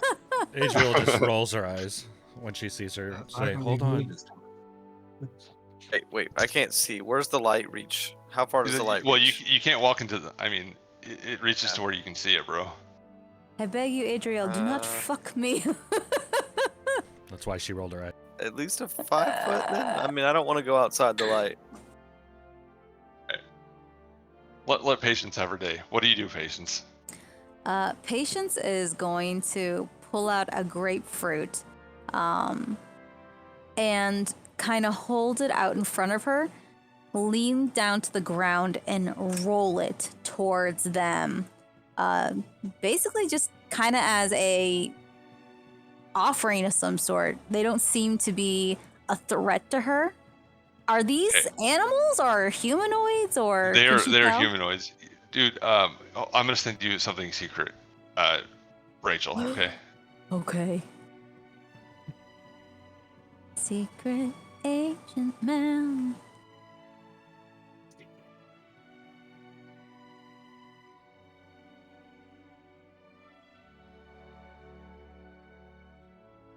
Ah, okay. Okay, and you bend down and roll this across the way. The one in front that just stepped out in front of the other one kind of looks a little startled as it rolls towards it. It looks a little frightened for a moment as the grapefruit comes to a stop at its feet. It looks down and looks at the other one, and it gives a big fucking massive white teeth, just gaps in between every single one, smile as it looks down. It picks it up and sniffs it for a moment. It tears it in half without a problem and hands it to the other one and just starts fucking chomping down on it. The one that even the Tanuki like reaches over and grabs a little bit and starts eating on it. Patience will smile. She's like, oh yeah. I'll turn back to the group. I have found very hairy, tall humanoids speaking some sort of guttural language that I have never come across before. They're like grapefruits. And you guys can hear them talking and slurping these fucking grapefruits down.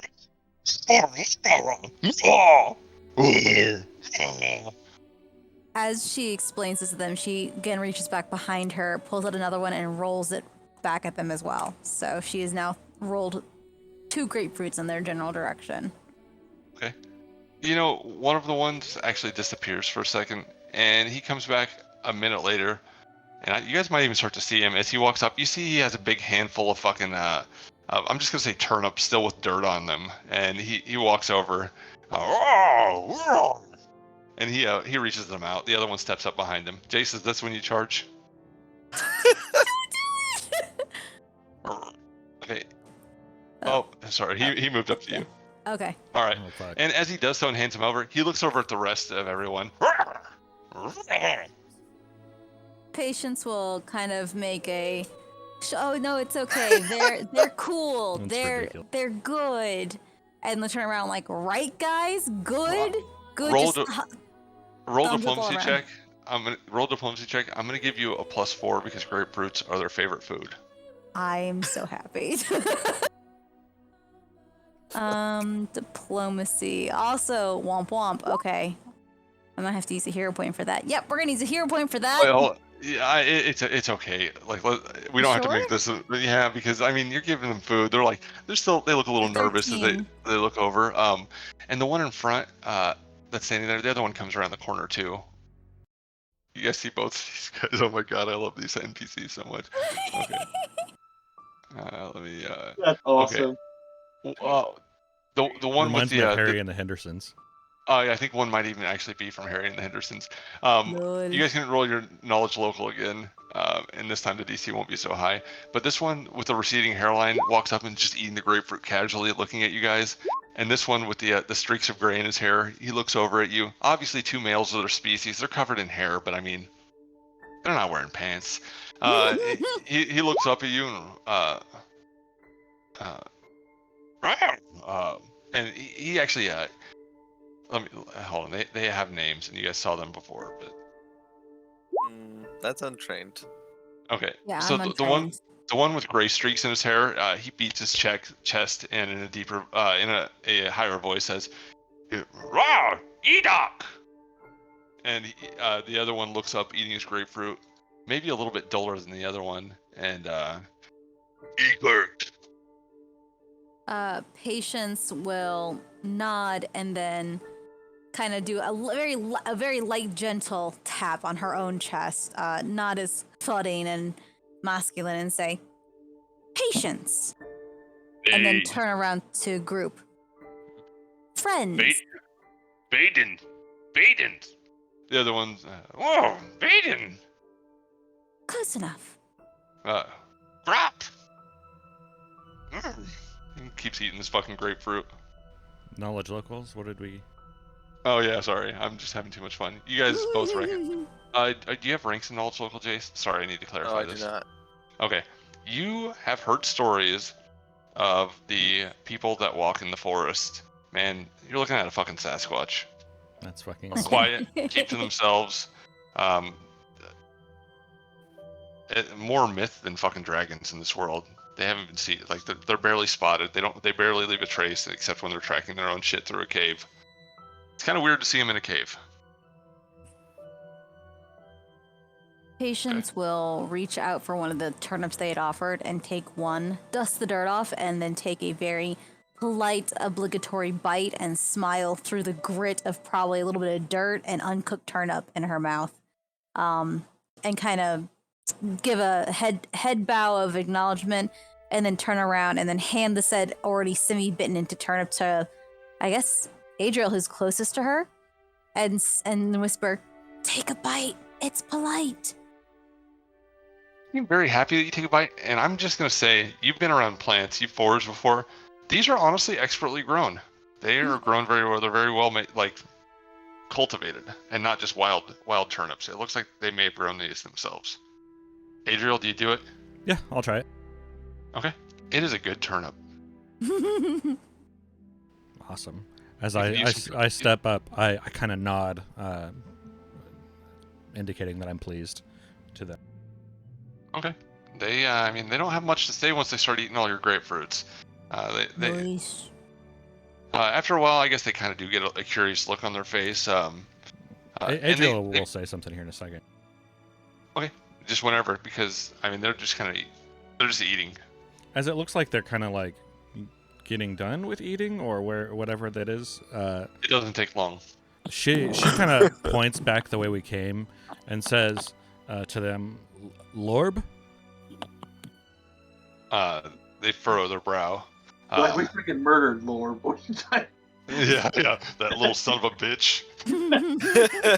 Stealing my turnips? Oh, hell nah. That's what happens when Farmer Maggot finds out. And then I'll kind of like indicate his height. Okay. Lord? I'll say again. They look at each other and say some more things in their language. Rawr, rawr, rawr. And they look over, and honestly, one of them looks a little frightened, and he reaches up and points at your neck.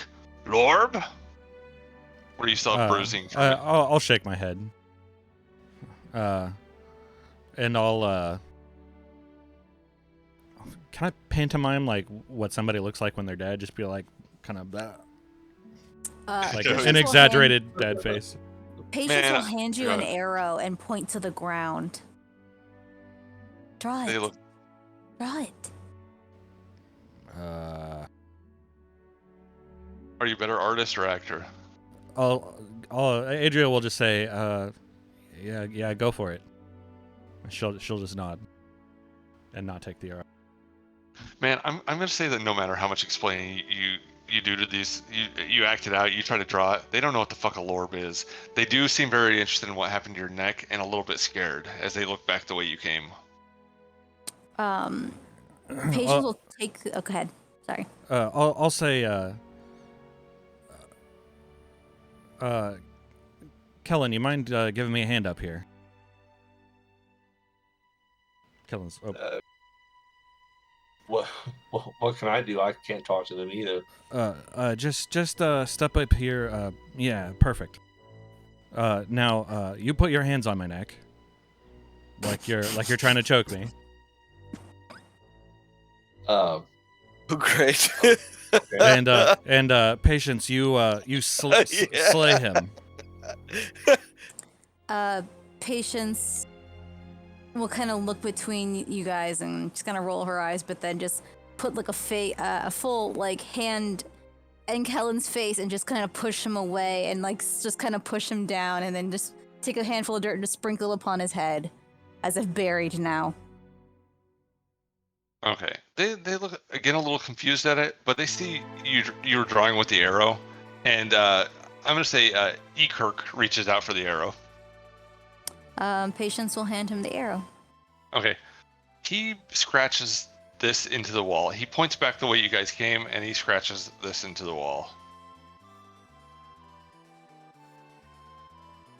I don't know if you guys can see this. I can move it, but I cannot see it yet. I can see it, the drawing. All right. He draws like a stick figure with long hands, and then makes him have a scary mouth. And he points the way you guys came. Lord. Patience will ask for the arrow back, take the half-eaten turnip, and then draw an angry face on the half-eaten turnip with a gur mouth, and put the turnip next to the drawing as the top of the head, and kind of point to it to maybe indicate like the plant person. Yeah, they nod. Lord. And then Lewinthorn walks up. Then Lewinthorn walks up, pulls out a knife, and stabs the turnip. Perfect. Okay, yeah, they look startled by this. The Tanuki is the only one that's not nervous as it's still eating grapefruit. One of them actually reaches over and tries to touch your face. Obviously, they're muttering about some rumor they've heard about the Frost Elves. And I just nod. The other one, he just uses a long fingernail to carve something else into the wall. This is what he draws as he points the other way. He points at all of you, and he points that way, and almost like he's asking a question, and this is what he draws. Oh, that's not the drawing. I need to make sure you guys can all see this, so I'm just going to remove some dynamic lighting to make this easier. Here, I'm just going to remove this. Just give me one sec. Okay, you guys can all see through that now, right? Yep. Okay, good deal. Okay. Alright. He draws this. You okay? Or is it the show? A wavy line.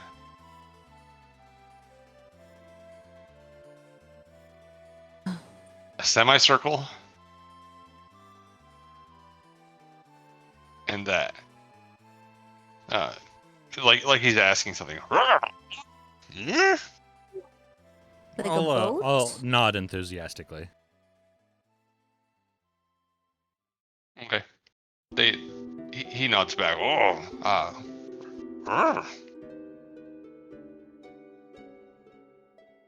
And then I'll point to them and then point to the drawing questioningly. They just shrug and look at each other. You've always been here. Yeah. Fuck.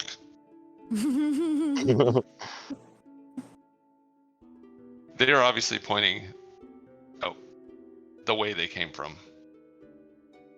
Hmm. Oh, I'm doing more things. It could be the drawing of a ship. I mean, that's what I was would- thinking as a yeah. ship, and they assume we're also shipwrecked people. That was my assumption. Maybe there's a ship that halflings have been building.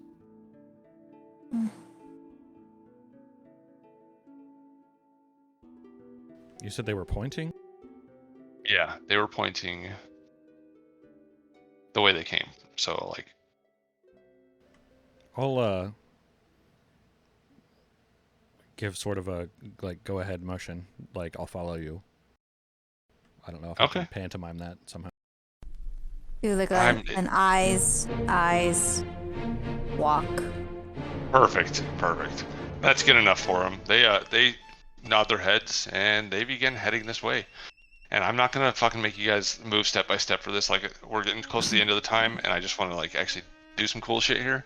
So, you guys head through the cave. You walk past what looks like a chamber that they've had. It looks very recent, but you do see it does look like there's been debris that's been moved through here for a long time.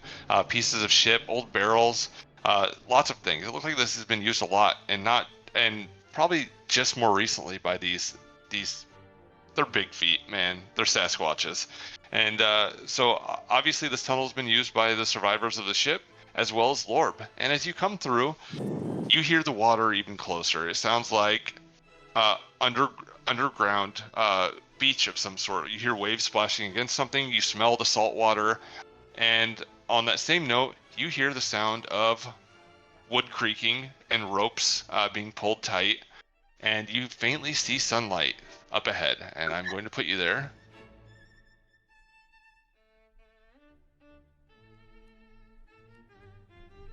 Give me one sec.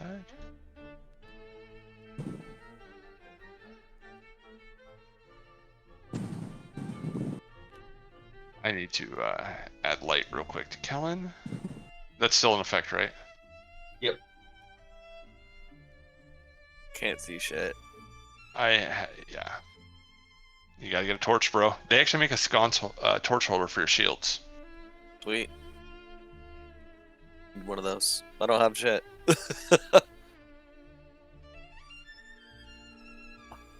Armor. Sword.